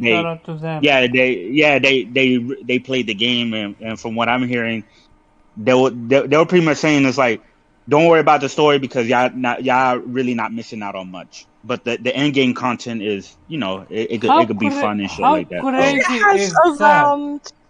If it has around $25 on PSN, is this a case of Gearbox not wanting to obviously make a deal with PlayStation to have something that high value that perhaps they believe they can still sell and still get 25 or discounted value for that? Maybe they see it as this kind of stripped down version as a vehicle to drive sales towards getting the story content. And stuff like that. Sure, it will be. Yeah. I would imagine because this is something that really doesn't happen, right? Like usually when we get a PlayStation Plus version of a game, it's usually just a full game, right? It's usually just everything like the actual game and stuff like that. So maybe that's what it is. I don't know. Maybe they're planning to do more expansions and DLCs, and they want to get as many players as possible hooked into the game. And so that's probably why they're releasing it as the way it is now on PSN. And we'll see. I don't know. Like it got very poor reception when it launched. There's people that played it that really didn't like it. I think it's like a 60-something on Metacritic. There's some people that I do know that actually enjoyed it, but since it's been a year and since they had an expansion, I would imagine that they've done, significant updates, to kind of whatever people's problem was. Because I remember one of the problems was that there was no matchmaking, which is stupid as hell for an online co-op game. Yeah, so I don't know if they fixed that, but now that it's going to be on PSN and a lot of people are going to have access to it, I'm definitely going to try it out. Me too.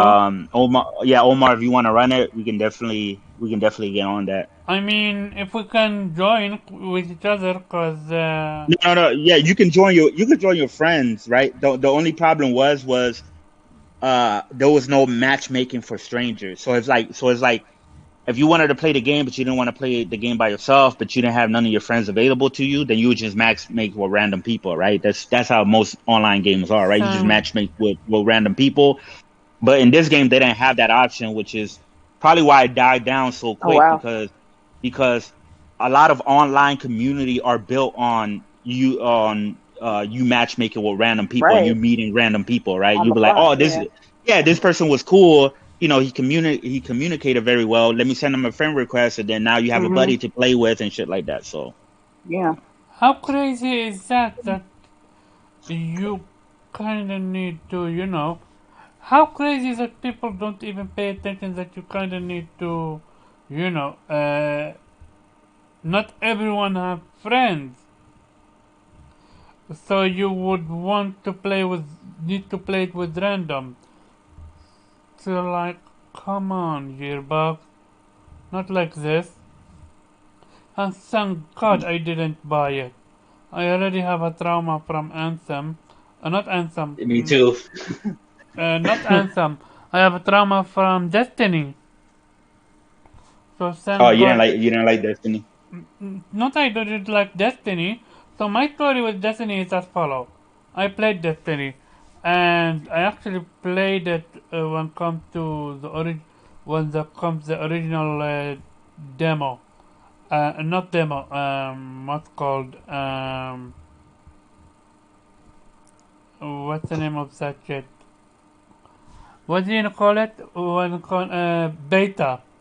When it was literally the Oh, beta, and uh-huh. when I told my friend back then, this game is not it. He told me, "Oh, don't worry about it. This is just the beta. It's gonna be way different when it comes to the final game."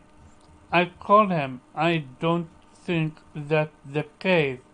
And he was actually expecting the final game to be different from the beta. Laughable. So, from there, I never bought Destiny 2. I only played it via PlayStation Plus, and it was an okay game. But my issue with it is that, again, yeah, a lot of content was hidden behind DLC and stuff like that. So hmm if you wanna enjoy it, you needed to buy the DLC, which, in my opinion, was not worth it. So I opted not to Yeah. buy. Yeah, the last game that I regretted buying was Anthem because I purchased that for at full price on PSN and I beat the story. So my ass wasn't getting a refund, especially on PSN. But yeah, that's really like the only game in the past like 5 years that I bought that like I was like that I had buyer's remorse. Like every other game that I bought, I never had buyer's remorse. But that was like the only one in the past 5 years that I was like, Yeah. yeah, I shouldn't have bought this. Oh, that and Xenoblade Chronicles 2. Oh, really? I heard that's a great Yeah. game. No, a lot of people say it is. It didn't click with me, man. It didn't click with me, and I love JRPGs, and I really enjoyed the first game. I really enjoyed the first game a lot. But I don't know. I just couldn't get into it, and then I don't know, man. And I bought it digitally too because I was on my way to Florida, so I wanted a game to play on the plane. So I bought it, downloaded it, and whatnot, and it was just, what it is, man. Like the story seemed cool. I can't stand. This is what. Well, first of all, the visuals look terrible, right? and I'm not a graphics whore on the Switch, right? Like the Switch is the Switch. I know what I'm getting with that, right? So I'm not expecting crazy clean graphics and on par with PlayStation, Xbox, or anything like that, right? So I'm not expecting like lower resolution games, 30 FPS. I will still play those games on the Switch and still enjoy them. I'm enjoying SMT5. I enjoy Breath of the Wild, right? All these other games, right? But for some reason, this game really hurt my eyes. Like really, really hurt my eyes, and I couldn't shake the fact or how terrible it looked because it was running super low, like 360p at times, 540p. I know there was like some type of like memory leak with the game engine that like I don't know. I remember Digital Foundry talking about it, but I can't stand when these games, right, or JRPGs, whatever, they have a monster character, right? Which in this case, in Xenoblade Chronicles 2, was like the big Titan that's your friend, right? That you're riding on the back of him, and he's your friend. They call him Gramps and shit like that in Xenoblade 2, right? I can't stand how he's a big ass Titan, right? But he has a regular human speaking voice, a British voice. I was like, bro, I can't. I hate that shit, bro. I was like, I want monsters or giants or titans to sound to sound like they're giants, or to sound like they're or a titan, or to sound like they're monsters or some shit like that. This is why I really like SMT, because the demons sound like they're demons. The angels sound like they're angels. Go ahead. How have we got onto this subject? What was we talking about before? No, because Omar was talking about games that that he regret buying, and I brought up Anthem, and I was like, Anthem is the only game that I regret buying, and then also Xenoblade 2, and then he was like, what? I heard it's a great game, and I went into a little side note or off the tangent, explaining why I didn't like it. That's how we got it. Quite a lot off the tangent. I'm like, why are we talking about monster voices? Yeah, because man, they had this big, giant looking dragon ass creature or whatever, and then he was like, "Hello, Rex. How are you?" I'm like, bro, that shit does, like, come on, man, that shit ruins that shit ruins it for me, man. Make monsters sound like monsters. Don't make them sound like regular fucking humans. That's all I'm saying. Okay. Anyone else have any opinion about this topic? Nah. Okay, and so anyone who is gonna try Forgot Ball? Nah. Okay, I'm good on that. Yo, but if you have an Asian account, you get Judgment. Yeah, I saw that. Yeah, cool. That's such a bullshit. It's like I don't have an Asian account, but I mean that game's I do. It's a great game though. I have a Japanese. Shout out to you. I have a Japanese account. It's actually called Chris Japan. I do. I have a Japanese account, cool. But I don't have PlayStation Plus. Yeah, for that's that Japanese exactly. account. That's what I have a Japanese. I have a Japanese account. That's the club, but I don't have Play PS Plus for it. You have to pay again. So, you know what? Maybe I can use since it's a Japanese account, right? And it's a totally different PSN account. Maybe I can get the free the free trial for PS Plus. Oh yeah. Whenever there's a game if there's a game that goes on there that I want to play, I mean I already own Judgment, so I don't really care. So it didn't affect me. Yo, Araba, I need to go, man. Yeah. Bye, Kira. Take care. Thanks again, and have a great day, guys. Take care. Bye. Yeah, and the final topic would be. Let me see if there is a final topic. As much as it feels that it got a lot of news, there is actually not a lot of news when it comes to this. What about PlayStation's Game Pass competitor? Oh yeah, Spartacus, yeah. Spartacus. I was curious what we're missing, and it's literally. Oh, what? That wasn't the last topic? What last topic are you talking about? No, that's the last topic. Spartacus. We haven't even discussed it yet. I actually forgot about that Spartacus. That's Oh how snap! unimportant. It's in That's your how. title. No, it's literally written in my note, but I forgot about it because how unimportant it is. I know it is such Facts. non-news. Can I Facts. talk about this? Yeah, Yeah, go go ahead, Jody. ahead. Go ahead. Okay. Um, First of all, this is from Jason Schreier of Bloomberg, and he's Hmm. very reliable. Bloomberg's a very reliable source. Before you So, continue, this is not mhm. from Jason Schreier. If you know, this was actually broken down way a long time ago by none other than Hip Hop Gamer. Hip Hop Gamer, yep. No, Yeah, but I saw Jason that. Schreier is pretty Uh, much uh, Jason Schreier is pretty much reiterating that, and and he's breaking the news when it comes to this. So to me, when y'all say there's no news, no, because since it's coming from a reliable source, I would say that yeah, is news and it's something that most likely is going to happen, Mhm. even though it's not confirmed by Sony. But go ahead, my bad, Jody. Go ahead. yeah, well, I was just talking about the reporting now, but I do vaguely remember I vaguely remember some of what Hip Hop Gamer said, and it didn't sound like what he just said. Oh, everything's going to be backwards compatible. That's what I remember him saying. But Mhm. anyway, that's uh, a by the Well, by. That's just one thing. Just one thing. I'm sorry to interrupt. I don't like interrupting Jody because Jody will get on my ass if I interrupt her. But no, there was a patent filed on November 25th. I think it was by Mark Cerny and somebody else about PlayStation backwards compatibility. I just want to, okay. just want to throw that out there. Yeah, I vaguely remember that. So yeah, so this is at this stage is rumors. None of this is confirmed by Sony themselves. But I Mhm. was going to say before I was interrupted by Chris, that I'm sorry, Bloomberg, Jody. Sorry.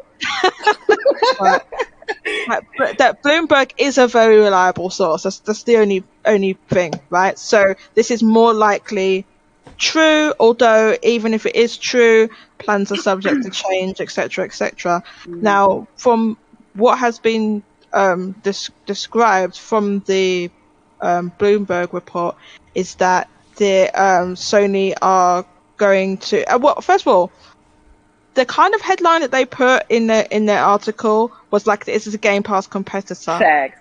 Exactly. In my opinion, that's It's not what not. this is exactly, because it's not.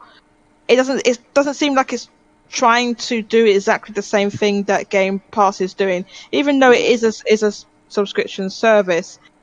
Not really much is changing from the description. That there's basically going to be three tiers. The first tier would be PlayStation Plus as it is now. The second tier will add in PlayStation Now, and then the third tier would be some classic games, PS1 to PS3, and I think some PSP games as well.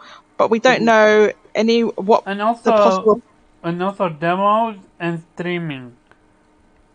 Okay, and yeah, but we don't. Yeah, so we don't know what capacity the streaming would be. Although I have some ideas about that, and we don't. Yeah, so we don't know pricing. We don't know any details. Mhm. But in my opinion, this is a rebranding, really, Yeah.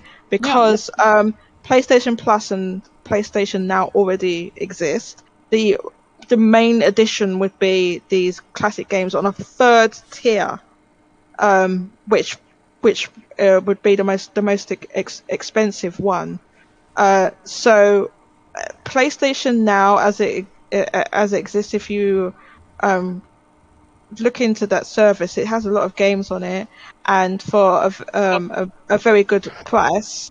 Um, but it has I would say, a slight bit of an image problem that Mhm. because they've changed it over time, right? So there's some people that are maybe under the misapprehension that it's all streaming, and I think it's just the PS3 games which were not able Yeah. to run natively on a PlayStation 4 or 5, and they are actually streamed from actual PS3 consoles that they have at a server farm somewhere. Um, and the PS4 games are able to be downloaded natively. There's a few PS2 games, I think, that have been ported to the Mhm. PS4, and Hmm. as yet there are no PS5 games. Presumably that would be coming down the line.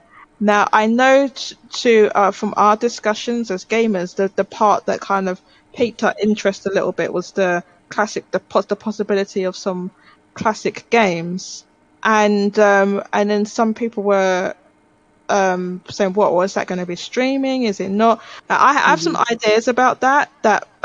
Basically the PS3 games were streamed. They had continued to be streamed because of the difficulty in bringing those games to the PlayStation 4. Yeah. Because we know that the architecture of the PS3 was quite tricky to work with. They had the cell processor and so on. So any PlayStation 2, one or two games, in order for them to be working on anything other than a PlayStation 1 or 2, or no, possibly, I guess it's possible that, okay, no, actually, I say it's possible for them to run on a PS3, but they run through true hardware backwards compatibility. So you'd have to put the disc in. So it can't be that, because no one's going to be standing there at a server farm putting discs into PS3s. So it's most likely that Sony has their own proprietary emulator. I would think they do, although I think for the PS1 Classic, I think they may have used an open source emulator, which might have been some of the issue with that particular emulation on that system. Someone can correct me if I'm wrong about that, but they may use a proprietary emulator to run the PS1 and two games, and they'd have to run from some sort of machine if they were streamed. And if you're going to be using an emulator anyway, this on presumably a PC somewhere, then there's no reason why you can't then emulate those games on a PS4 and PS5, and it would have to be PS4 as well, because the service is available on PS4. So in my opinion, that if there was some classic games, they would be emulated. I have a little bit more to say about that third tier. That I feel like to me it's a little bit more. It sounds a little bit more like what Nintendo does rather than what Game Pass is doing, in the sense that Nintendo has they have some classic games in their Nintendo Switch Online service, and then they've got the expansion pass thing, which adds more games basically from different systems, and the price of that is I'd say a little bit expensive in North America.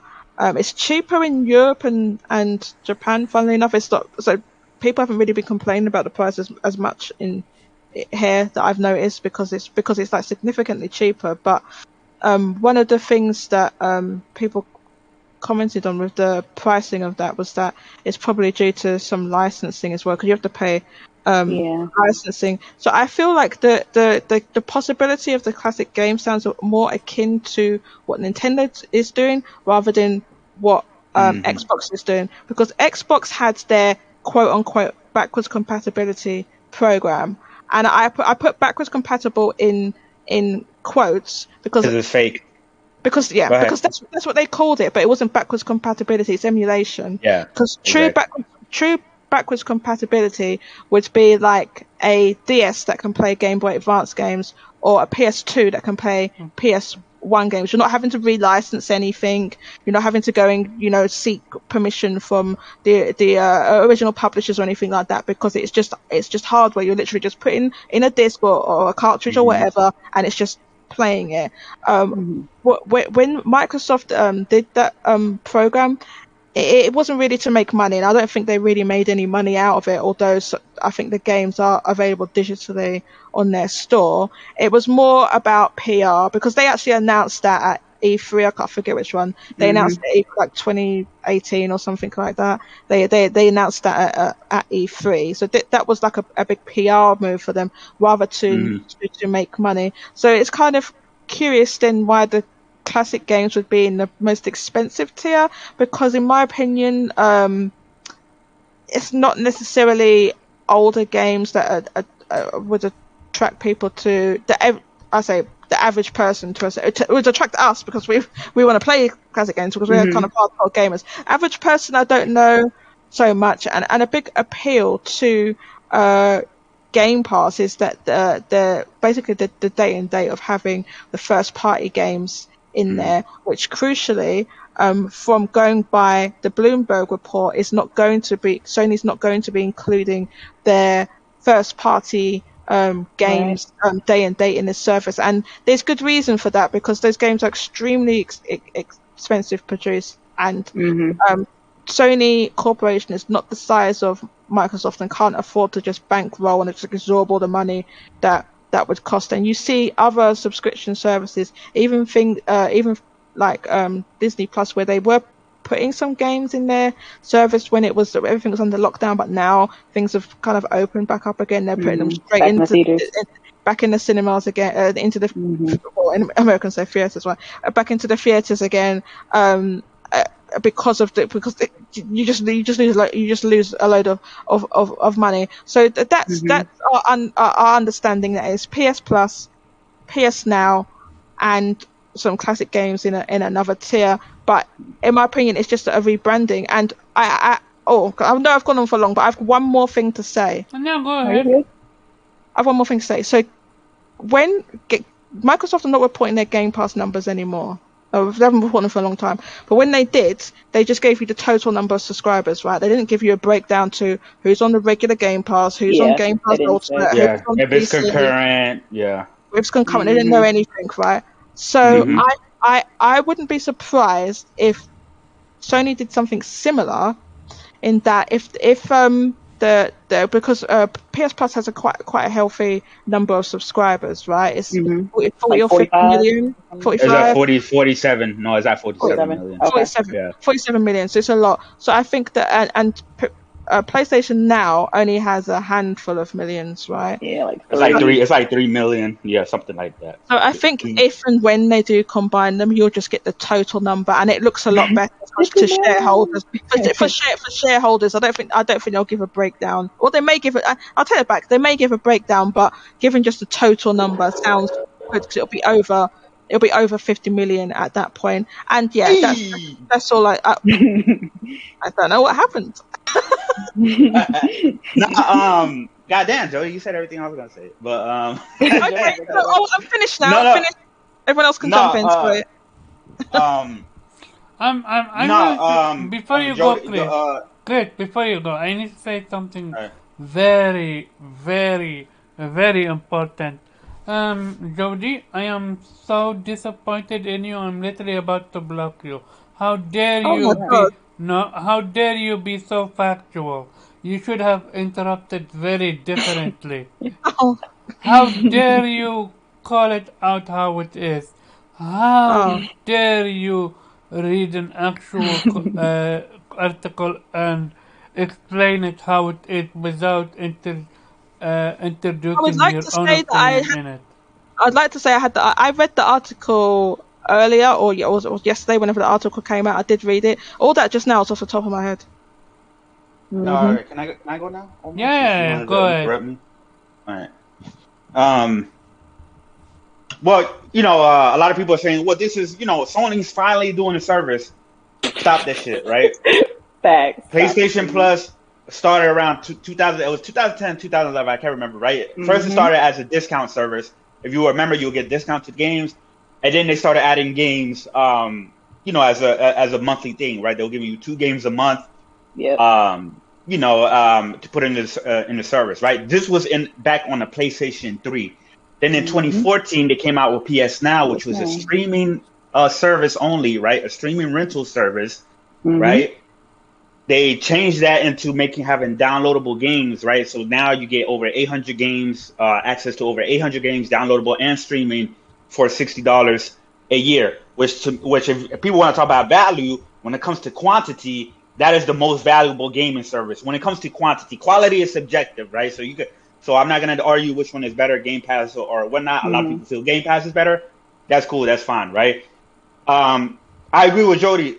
What this is they're doing what they've always done with their services, but they're being smarter about it. If this is a true thing, which I believe is true, right? Because Jason Schreier is extremely reliable. He doesn't miss, right? Mm-hmm. For the most part, but this is more of a rebranding and consolidation with the two services, especially for PS Now. That's really not doing all that great when it comes to sub counts if you compare it to the other similar service, which is Game Pass.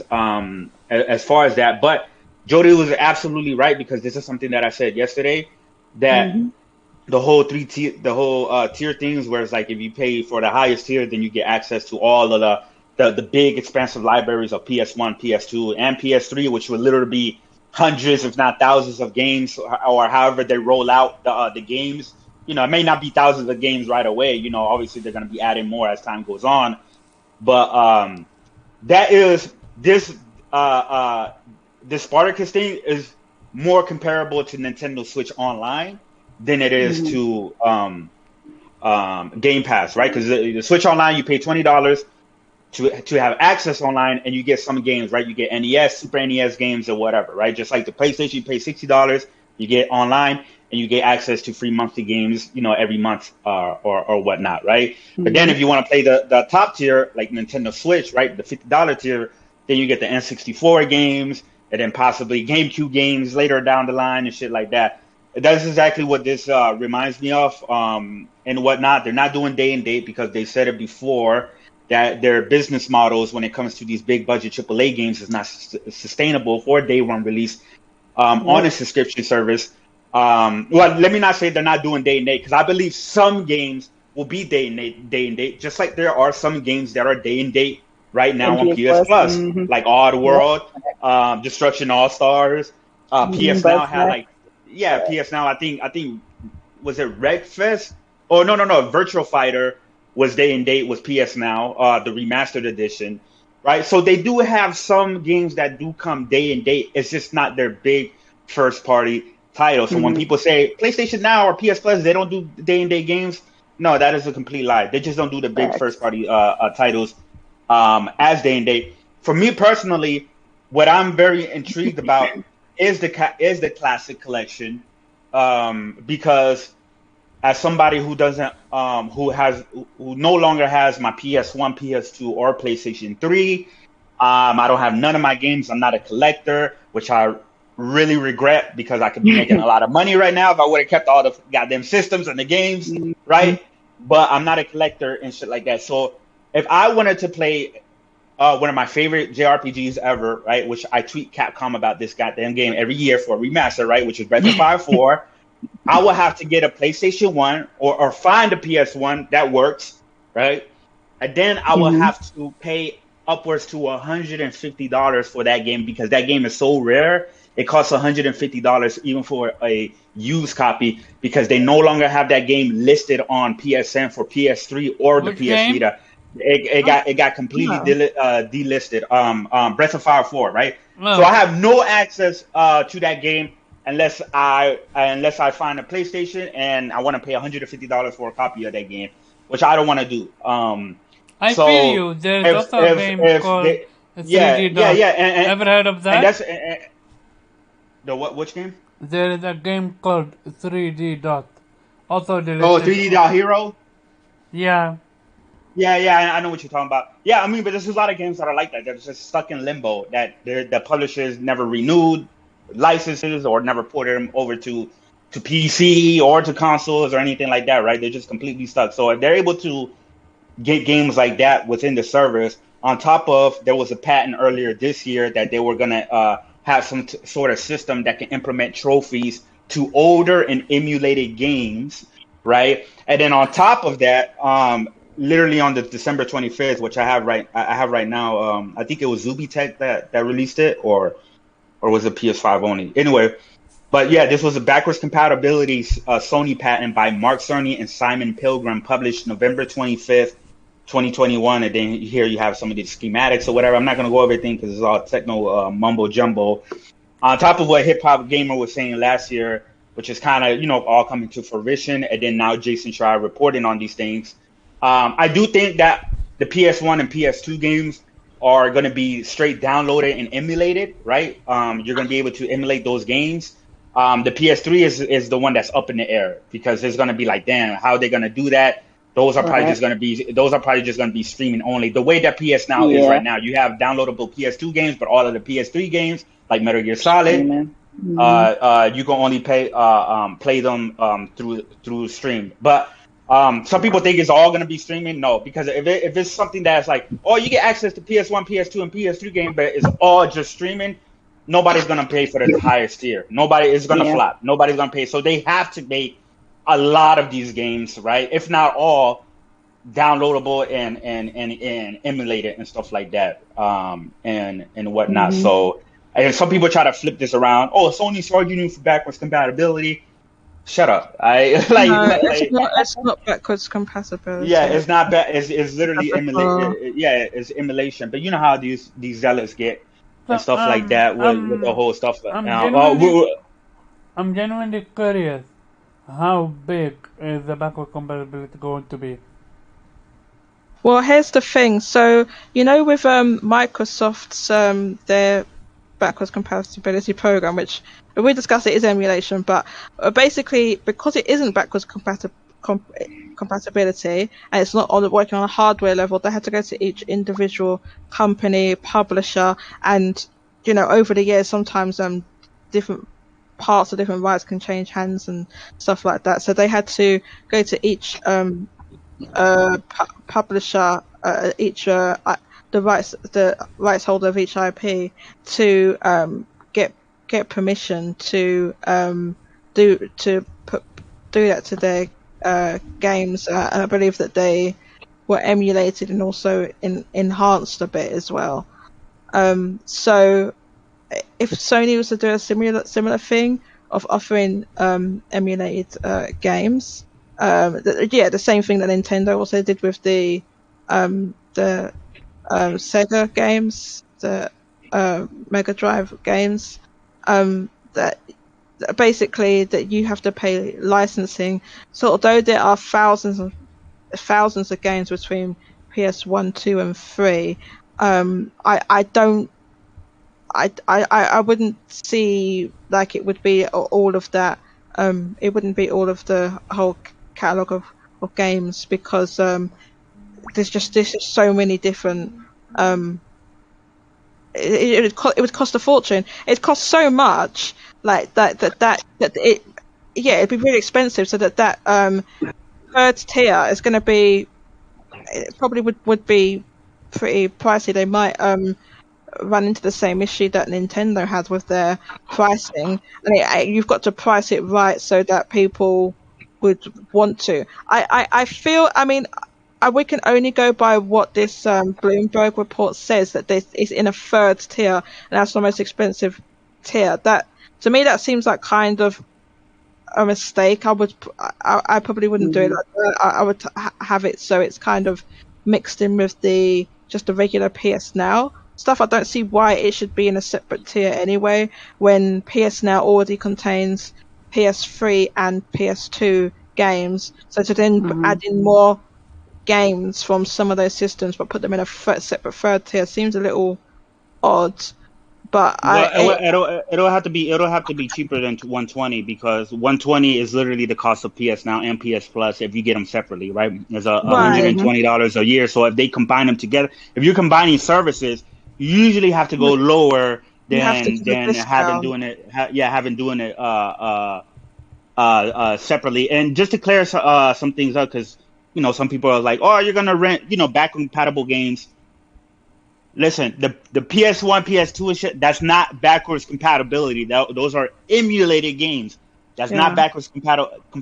Can you compatibility. explain to me what the problem is, Chris, is that the waters have been muddied by Microsoft by Xbox.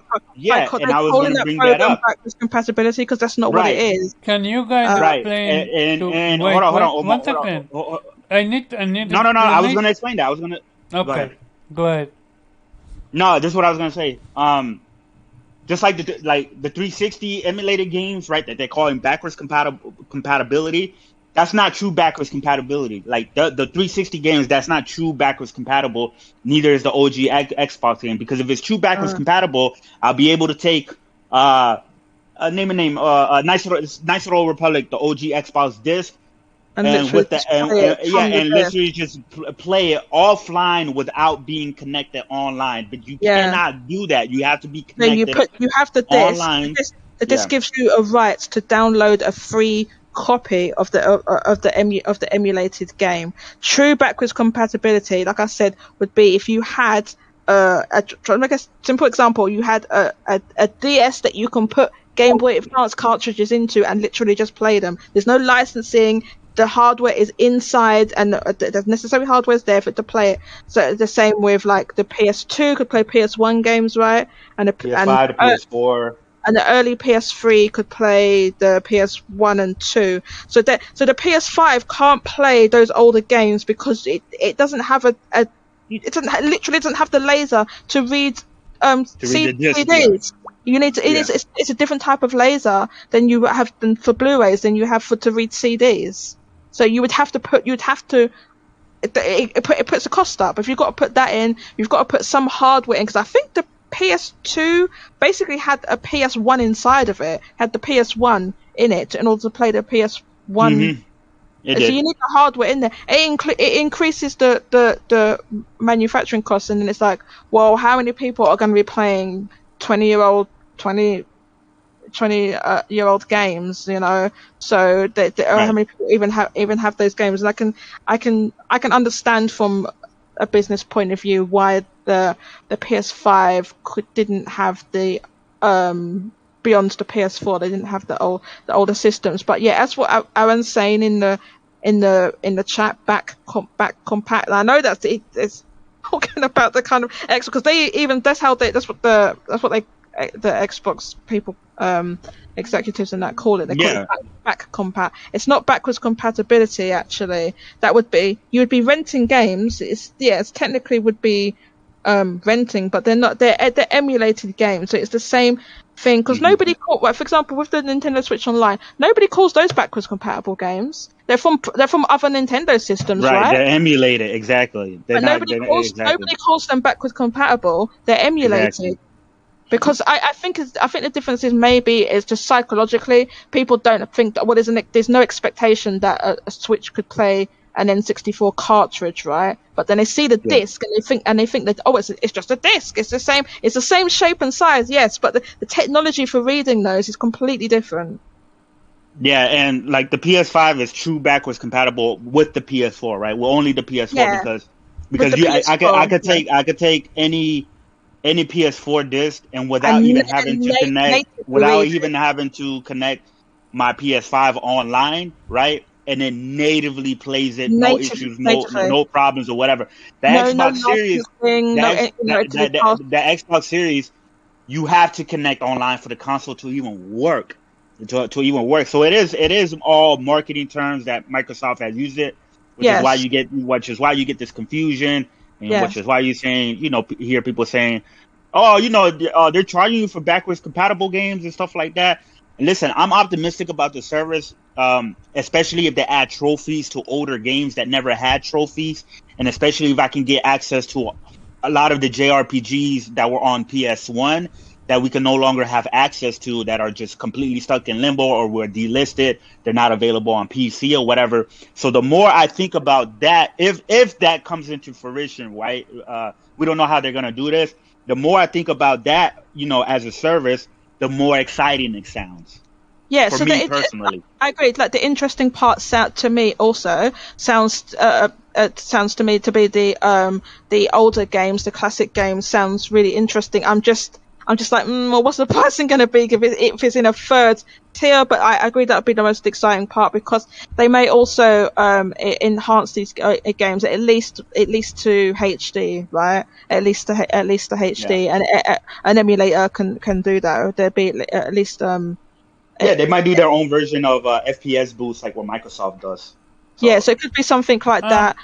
It would involve licensing costs though, because it's not native. You have to get the licenses for these games. So there's inevitably there are going to be some things that will not be able to be included Yeah, well, you can buy those games. So, for example, those games, Aaron, in chat, those games that Xbox has that they call back compat, they have them. I believe they have them all on the Microsoft Store. You can buy them, and if you have the disc, you get a free copy of those games. One of the side effects for that, by the way, is that games that were previously like 360 games and so on that were dirt cheap, the price of them has gone way up because They've people gone extremely up. And listen, I've been buying them. we just explained. Jody just explained, which I think she did a very good job explaining it in layman's terms. I just explained that these emulated games are not backwards compatible games, and yet we still have people calling them backwards Aaron, compatible games. It's not backwards compatibility. It's emulation. Okay. I'll try again. If you have a DS, a DS can play Game Boy Advance games. There are two different systems. I use that example because the cartridges were literally different sizes, right? So that's why I'm using that example. It had the hardware built into it and a slot so you could play those natively on there. You didn't have. There was no licensing. It wasn't downloading anything. It was literally just playing it, right? So that's backwards compatibility. What Microsoft's backwards compatibility program is actually emulation, although they've called it that. Okay, so it's like saying that Nintendo Switch Online, that their N64 games on there are back compat games. Well, nobody called. I've never heard a single person call the Nintendo Switch Online thing back compat. That's like calling the N64 games on the NSO. Oh, these are backwards compatible games. No, they're not. It's a difference. It's a clear difference between the two. And Jody. No, Aaron. I don't know if you're being purposefully ignorant, okay? Because we literally just explained it's not back compat. You're saying you don't need hardware sold digitally. Yeah, because if it's been sold digitally, it's emulated. It's not backwards. That's not backwards compatibility. That's an emulation. Emulation literally means you're trying to emulate the original hardware because you don't have it. You're emulating it through software. So emulation is software in order to trick the hardware you have into thinking it's a different hardware so that it will play the software. So, I mean, at that point, at this point, if he continues to call it backwards compatible games, he's purposely being stupid. You're trolling or something because that just explained. It's not the same. It's not the same result. So 1 second. No. Let Jody go. Omar, let me explain why the result is not the same, right? Okay, because when something is played from the hardware, it will play as it originally was supposed to be. Okay, so if you could put a PS1 game into a PS5, it would look like a PS1 game. It wouldn't be HD because there'd be PS1 hardware inside and a CD laser inside the PS5 in order so it wouldn't be upscaled or anything. Emulation, you can upscale, you can smooth edges, you can change all sorts of things with it because it's software, mate. Yeah, right? if you want to say it's paying for emulation, then yeah, you can say that. You can say, paying for emulation, but to me, like right, which I don't know. Yeah, like just like NSO, I don't know how much Aaron, you're gonna have to hit me up on Twitter to let me see. Let me finish. You're gonna have to hit me up to see all of the PS1, PS2, and PS3 games that you have on disc, right? That you don't wanna pay for again, so you can stick it into your PS5 because the majority of people don't have access to these games, right? If you want access to these games, you're gonna have to pay $100, $150 for these old games that are no longer printed. Right, okay. So if I can get thousands of games, PS1, PS2, PS3 games in one service for one monthly fee or one yearly fee to have access to these games, I personally don't have a problem with that. And if you do, then don't buy it. Nobody cares. Okay. All digital games are not emulated. No. So PS5 games, digital PS5 games on a PS5 are not emulated because you don't need additional software in order to play those games. So a PS5 digital game can play on a PS5 natively. In order to play a PS1 game on a PS5, you need a third party, another piece of software in there in order to make it play, because in order to trick the software into thinking that it's a PS1. It's not the same thing. So you don't have the disc anymore. It will be way more expensive to buy the individual disc for you to use through backwards compatible than to have it all in one service. In my opinion, especially as Chris Rogers was saying, like it's bring up the example Breath of Fire 4, right? That game you said is $150. If you wanted to. Oh mate, look, I can't listen. You're at this point. You're gonna have to go and look at Wikipedia or something, because we've just explained it to you. Like, that's okay. Let's move on. Okay, both of you, stop down a little bit. I have still to understand the difference between emulation and backward compatibility. One person, please explain it in layman's terms, so I understand. Jody, explain it for the 5th time. Okay. So go ahead, Jody. Go ahead. I'll try. So true backwards compatibility is on a hardware level.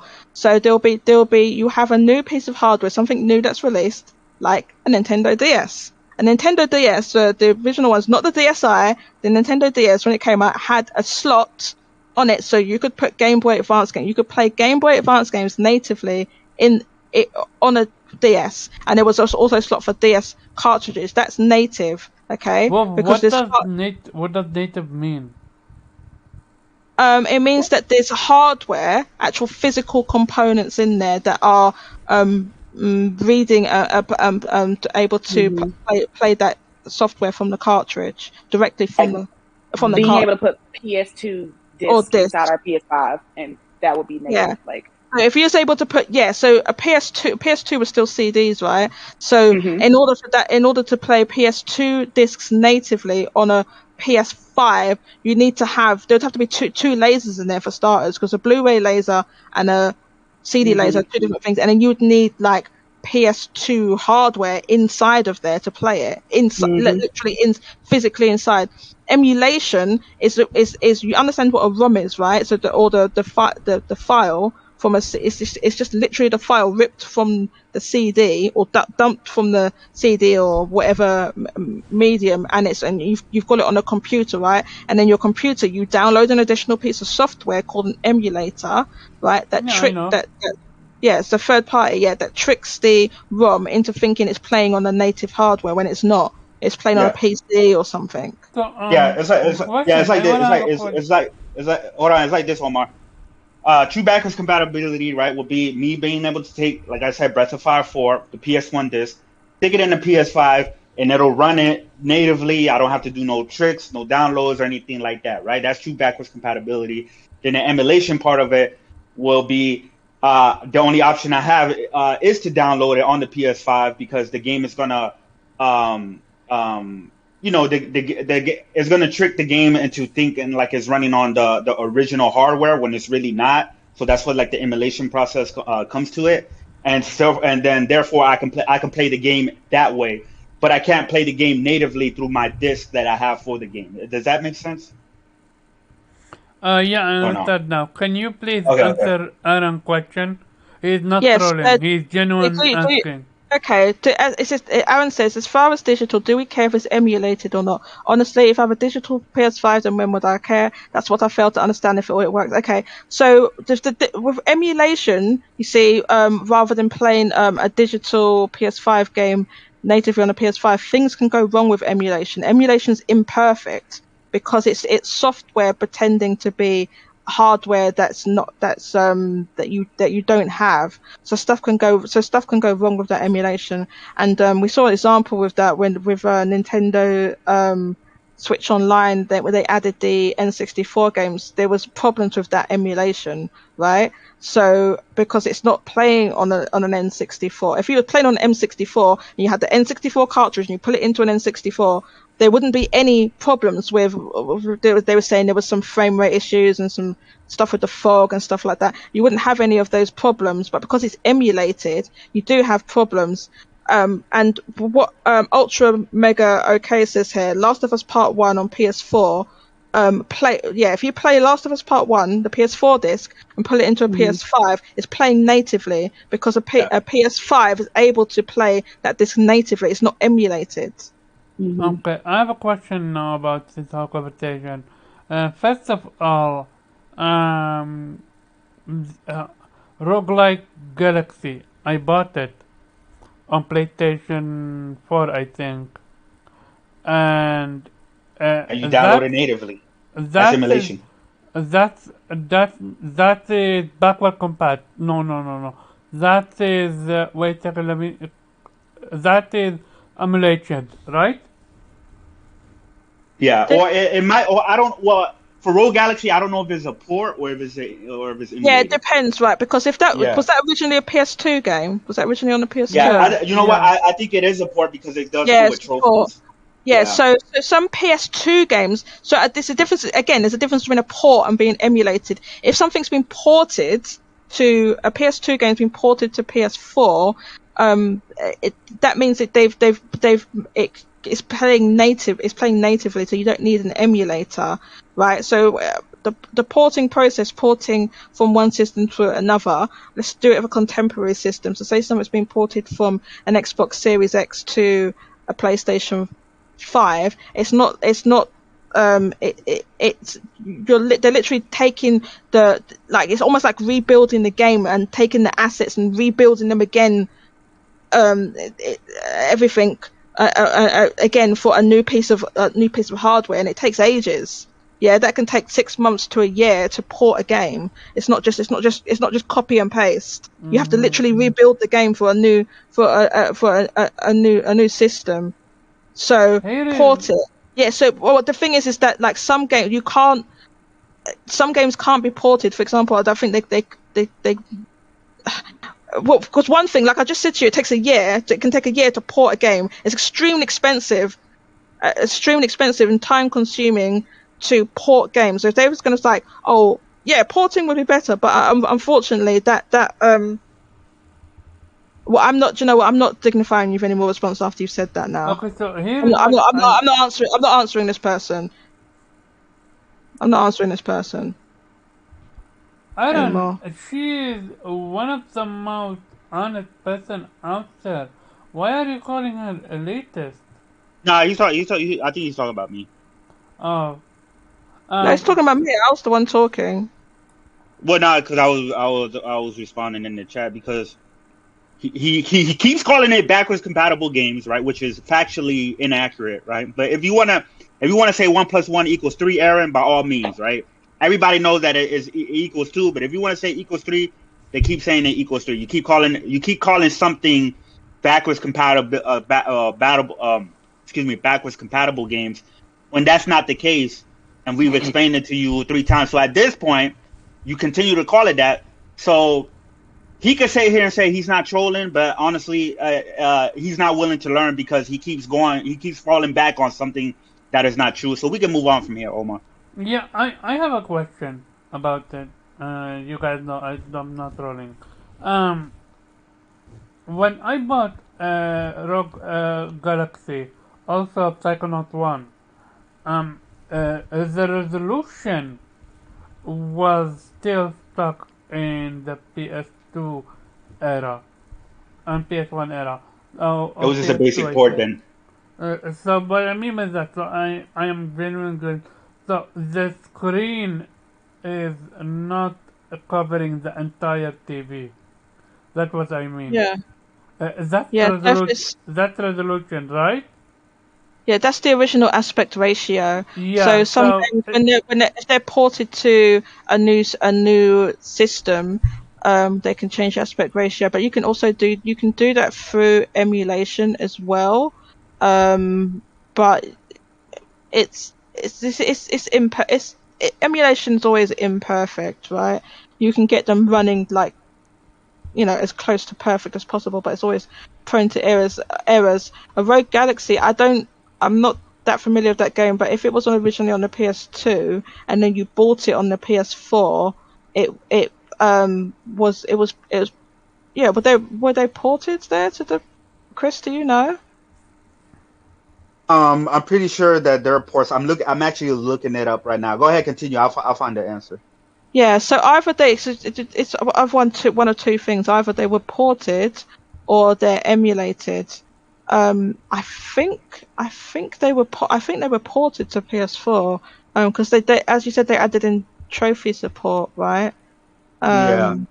Which I think is something I think you need to port it in order to get trophy support, but I'm not entirely sure. But they are definitely two different things, Omar. Gotcha. Like I said, to port something it would take minimum of 6 months to a year to port something, whereas emulation can be done very fast. So I think, okay, so damn, what the hell? This ad just came up. Fuck. Here on this, god damn it.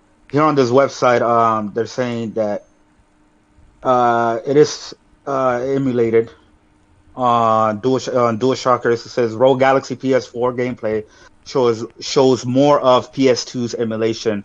Looks awesome and nostalgic. But that's according to them. Hold on, let me look. Cause I see somebody else said it was a port. Oh, that was on Reset Era. Yeah. So my concern is, are we gonna get that? It's emulation. It's emulation. It's emulation. Well, that explains why the resolution was still low and stuff like that. Yeah, because if it was port, it would have been HD and all that stuff. Yeah. Exactly. So then, this is not a good move. This is not a good set then. Well, I mean, is that unless they do it like what Microsoft is doing, where they do the resolution boost, FPS boost to the emulated games. That's what I don't care about. I don't care about FPS. I care about resolution boost. That's I mean, emulation isn't necessarily inferior to something to a port. It depends. It depends how it's done, and emulators can also enhance the original files as well. And I'm sure you may have seen that if you've ever used an emulator on another piece of hardware. Yeah, on PC, because if you have a powerful PC, you can emulate games, but you can you can alter the resolution and stuff like that. So you can make them enhance them far beyond what they would have looked like on their original hardware. Mm-hmm.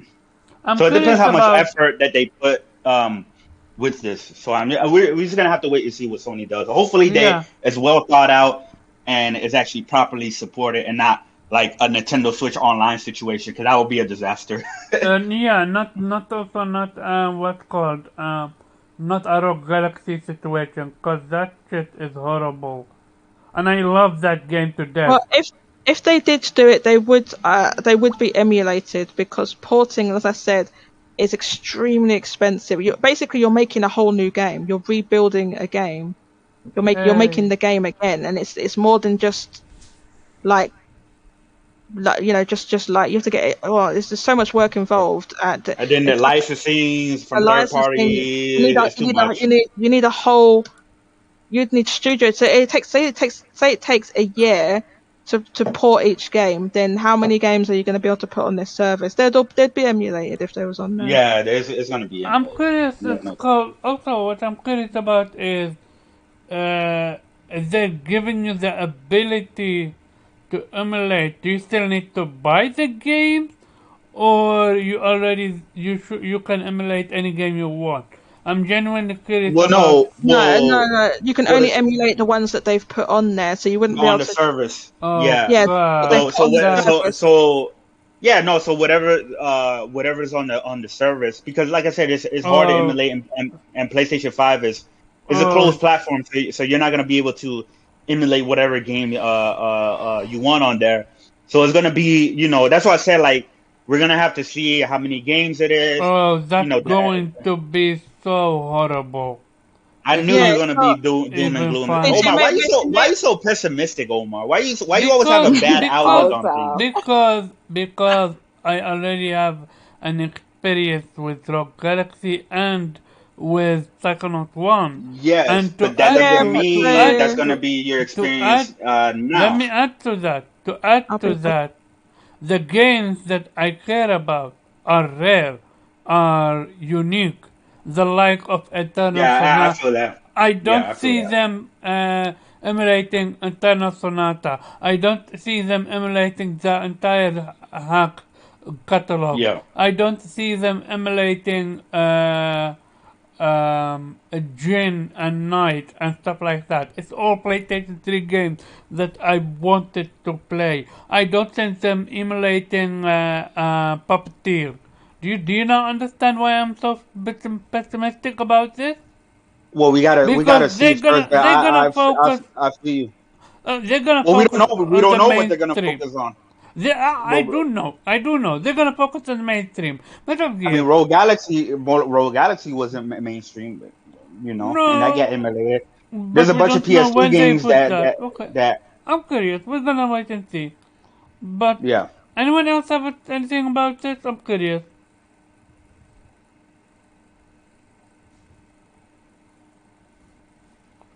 Anyone? Anytime soon? Nobody? Shout out to what's No. called Jody and Chris Ratchet for breaking it down for the thousandth time. Rashid, you came at the very last minute. If you have anything to say about what we covered, which was the whole debacle with that vice president for PlayStation, with you have being a pedophile, exposed as a pedophile. You have what's called PlayStation Gearbox, and the whole conversation about Godfall on PlayStation Plus. You have the Spartacus conversation, and you also have what's called the Jeff Keighley situation. His stance on Activision and Blizzard. Go ahead, Rashid. The floor is You guys hear yours. me okay? Yeah, we hear you. So, with the PlayStation executive, was he formally charged? Can you repeat that? Was he formally charged? Like, is he arrested? All those things. We don't know. We don't know. All we know is that he got exposed. That's all we know. Yes, with that, I'll speak on that once he gets formally charged, just because Gotcha. I full details of the Godfall. Did you read? Yeah, there's a lot of evidence that was posted between text messages, videos of him, and everything like that. So, well, no, I heard some of that, but until like the law actually does it, I don't gotcha. know. But did you read how damning the text message was, or no? Well, I didn't look at it until like law enforcement has like official charges, just in case. It's genuinely damning. It's so damning that it's messed up. It is, but we should say that it is. Even still, it's alleged at this point because it's still pending. We don't know about any law involved at this point because this was literally just broke just like an hour before we went live or something like that. So we don't know any of those details yet. Yeah. So until that happens, I'll comment on it. But I mean, it's not a reflection of PlayStation because those type of, if he is that type, because until it's proven, those type of people are everywhere. You know what I mean? They could be anywhere. So I don't think it's a reflection of PlayStation at all. It's just like if he is guilty, he's just one of them nasty people. That's a different subject. Yeah, if we're going to comment in general about whether somebody is a pedophile, in general, the difference between that, let's just say there was somebody like that, but the difference between that and what's going on with Activision and so on is that was like systematic years-long abuse within that company that was done. It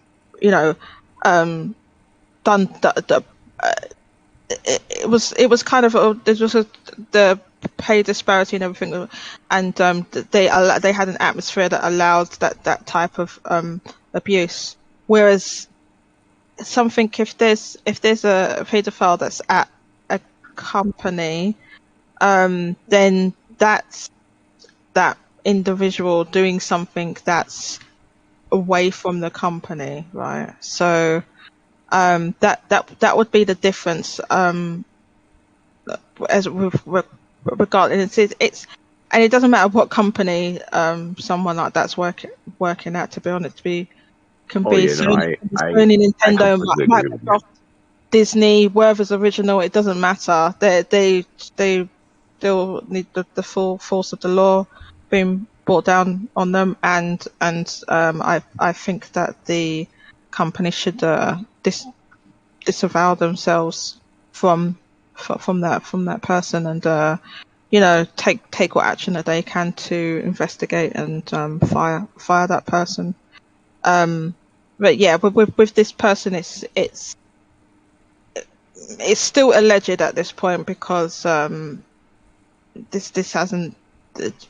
We don't know of any charges that have been filed, or if anyone's even filed any charges. Because I think the minor involved or their parents possibly would have to file the charges. Mm-hmm. Would have to would have to inform the police. When it comes to that, they don't, because then you're breaking the state's laws. Do you get what I'm saying? No, you're right. I don't understand exactly what you mean now. It'd be the state would do that because it's a minor, right? Well, with a lot of things. So say you're here or anywhere. Say I punch someone in the face, right? And they say I don't want to press charges. The state can stay. We have a law that says you can't assault someone. So regardless if that person wants to press charges, the state can say, the state, we're pressing charges again. They can. Yeah, that's true. Right, I see. Yeah, that's how it works over here in America. That's weird. Because I've seen so many documentaries about people getting raped and stuff like that, and they don't press charges, and the state doesn't do that. So is that state by state basis? Well, if they go to trial it depends on what the DA wants to do. Yes, because they can go to trial and say the person that was assaulted can say that, then that whole case is lost. You get what I'm saying? And if they can't prove it, go ahead. Yeah, exactly. So if it's not proven beyond a reasonable doubt, they won't go to trial, because if you have a victim that says, I'm not going to cooperate with you, and there's no other evidence to say, then the state won't do it, because they need that victim to say, hey, such and such happened. So that's why I think that can happen, because if they need someone to cooperate and they won't, then it just throws out the whole thing, because you have to prove beyond a reasonable doubt. And if you give doubt... It also depends on you say that doesn't just apply to the United States. I think that applies everywhere, but it depends, of course, on what the evidence is. Like if you are caught on camera, assaulting somebody, that would then mean that the prosecution, that you probably arrested, and prosecution would make a case. Then it's a criminal case, and then you wouldn't have to testify because you have already been caught. But say if like with sexual assault and these allegations, or even if you have been assault, like punched in the face by somebody, if there's no evidence, if it didn't happen in front of the cops, or if it didn't happen in public, then you would have to file charges, because there's no other way for the justice system to know that this has happened, and then they have to figure out, okay, do we have a case? So it depends on the crime and how it happens. So it's not a matter of if you don't file charges, they can't make a case. It depends on what evidence they have and if they are aware of it, because in the end, if it's a criminal case, then it is by law illegal, and then the government via the justice system has to prosecute. Depends, of course, are they aware of it, and do they have enough evidence to go forward? But that is also often determined by judges rather than prosecution, right? Because the judge also has to there has to be in the discovery phase, where they also have to figure out, can we actually go forward? So it's yeah, I don't understand the confusion, because sometimes you also like, if you have a civil case, then you as an individual have to bring it forth, and you're prosecute, or you're accusing another individual of violating your rights in whatever way, and then basically the government has no say in. They're not in between, because like with defamation suit and stuff like that, or you think somebody owes you money, you want to collect. But with any criminal violation, then there's always involvement of the prosecution and the judges who have to judge you based on criminal code. But it obviously depends on the crime and as I said, what evidence you have, who is aware of it. So sometimes you do need to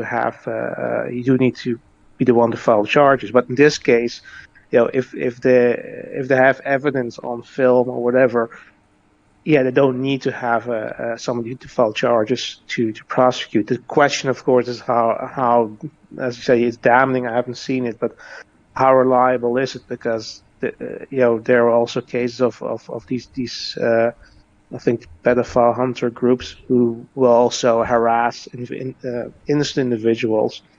So you do have to be very careful and looking at this. But I'd say, if there's damning evidence, then of course the Justice Department will take action, and you will see the results of that. And obviously, if that happens, you will probably be fired from the company you're working for. Gotcha. Thank you both for breaking it down. Anything else you want to cover, Richard? The Godfall thing, it was very confusing at first, and I'm going to try the game out, but it's not something that interests me from the get-go. I was hoping Mortal Shell would have a PS5 upgrade, but I don't think that's going to... What's called Chris Ratchet, I want to ask you about that. Any information about that? About which one? Mortal Shell. Will it have I don't think it's going to have a PS5 upgrade. I don't... Well, I don't know. I haven't played Mortal Shell. I don't know if... because I think that the upgrade was free, but it may be the same case that they did with Final Fantasy VII Remake, where it's like, if you get the PS Plus version, you're not eligible for the free upgrade. What? They didn't say in the entire tweet that Immortal Shell is not a free update. Did they? You know why? Because when you look at the picture that shows what's next month, next to Godfall it says PS5, PS4. Mortal Shell just says PS4. PS4. So that's what I'm assuming it's not an upgrade, because the Godfall says PS5/PS4. So that's why I think the only way to find out is by getting it, yeah?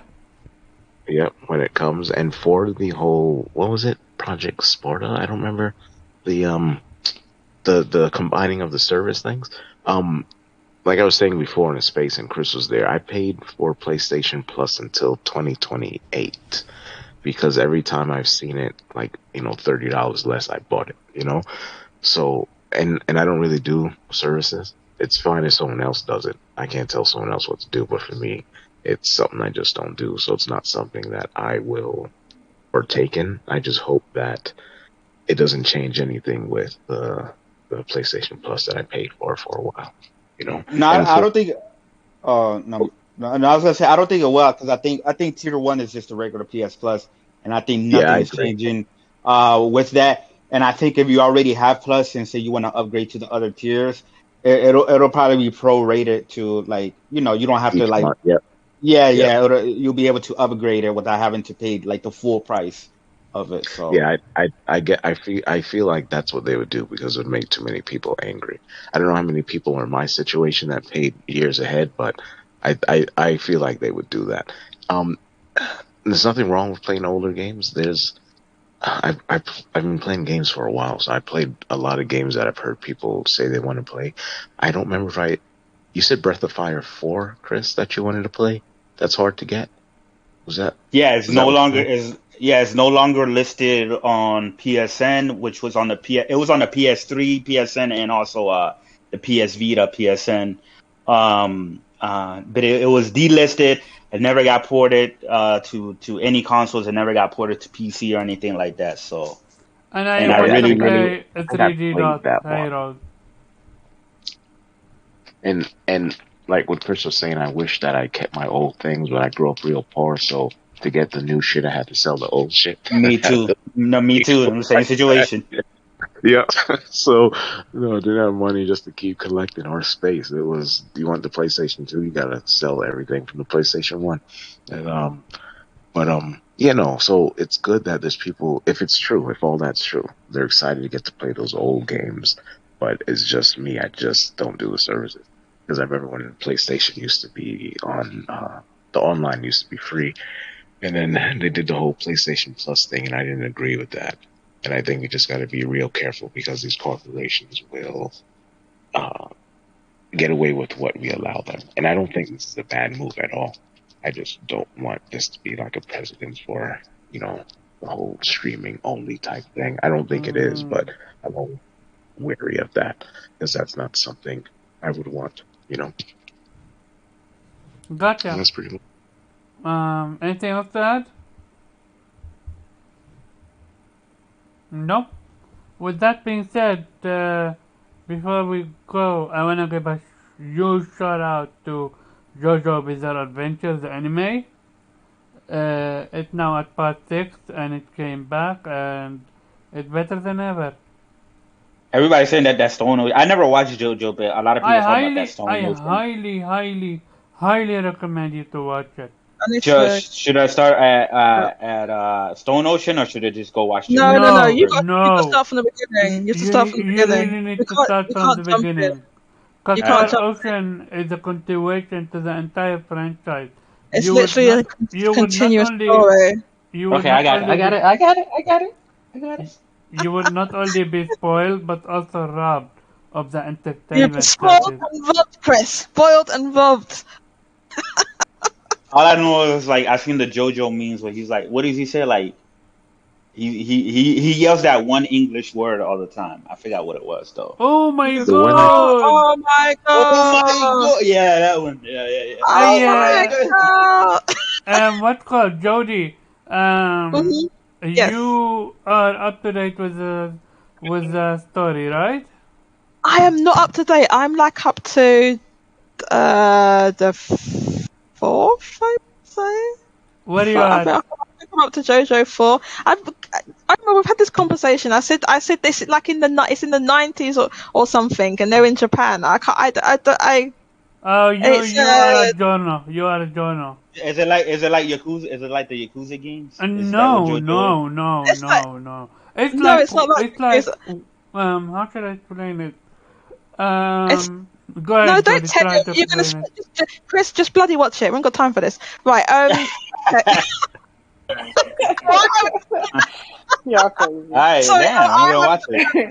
Right, because I've got a hard out because it's 2 a.m. But I've got something before I go. I want to say the Game Awards, right, which we were talking about earlier, has a player's voice yes going on only for a few more hours, and I bring it up because the game that is in the lead is a game that isn't released yet. That's the game that's in the lead is not released. It's Halo. Does that make sense? But I didn't. It doesn't make sense. It's supposedly the multiplayer. Nah. But they say it is a beta.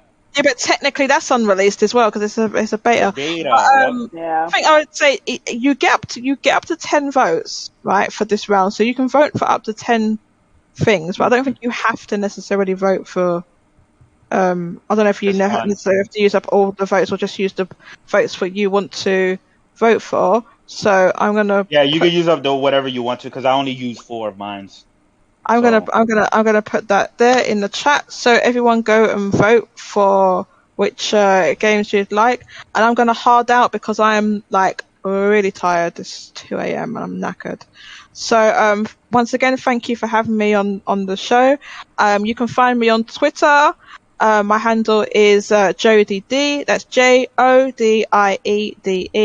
And I talk about the video game industry with a focus on Japan, looking at sales and all sorts of news and so on. So if you're into that, give me a follow. All right, catch you later. Before later, Jody. Before I end it, I just want to say one thing. I'm pretty sure that dude is not here, Aaron. I'll say this. It's okay to be confrontational. They were respectful. They never called you any names? If you don't like that, hey, then good luck surviving on the internet. You're having a conversation with a panel member, and they were civil about it. It's okay to disagree with them, but the fact that you don't want them to be confrontational, I'm like, if he thinks that's confrontational, then I have absolutely no idea what he wants, dude. Like, he agreed with me, fine, but at least you were nice to him. You did not one occasion did you raise your voice, or even if you raised it, well, give the fuck. You were nice, you were polite, and stuff like that, and he called that confrontational. I'm like, okay. But with that being said, oh wow, went 3 hours. Huh. For a week that didn't have a lot of news. That's a lot for 3 hours. I mean, to be fair, 90% was spent talking about HackGU and What is that? Is that a ferret? What is that, a ferret? It's an otter. Oh, otter? Otter Nation. I thought you... Oh wait a second. Are you still there? I thought you left. Oh no, she's already left. Oh my god. Your voice sounded like Jody. I was confused. Oh, me? Oh. I was confused how you put.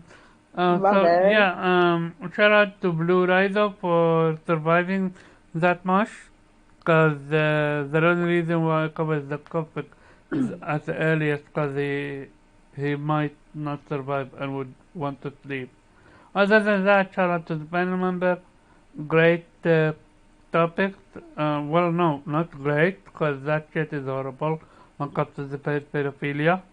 Also, shout out to the people that couldn't make it, Innate and Race the Emperor, and what's his name? The Wreck. And other than that, shout out to Gaming Despair for subscribing to the channel. Yay! One extra channel subscriber. Anyone else want to say something? Otter Nation. At least, no, God. No, Chris, Otter Nation. don't. I am gonna. I didn't say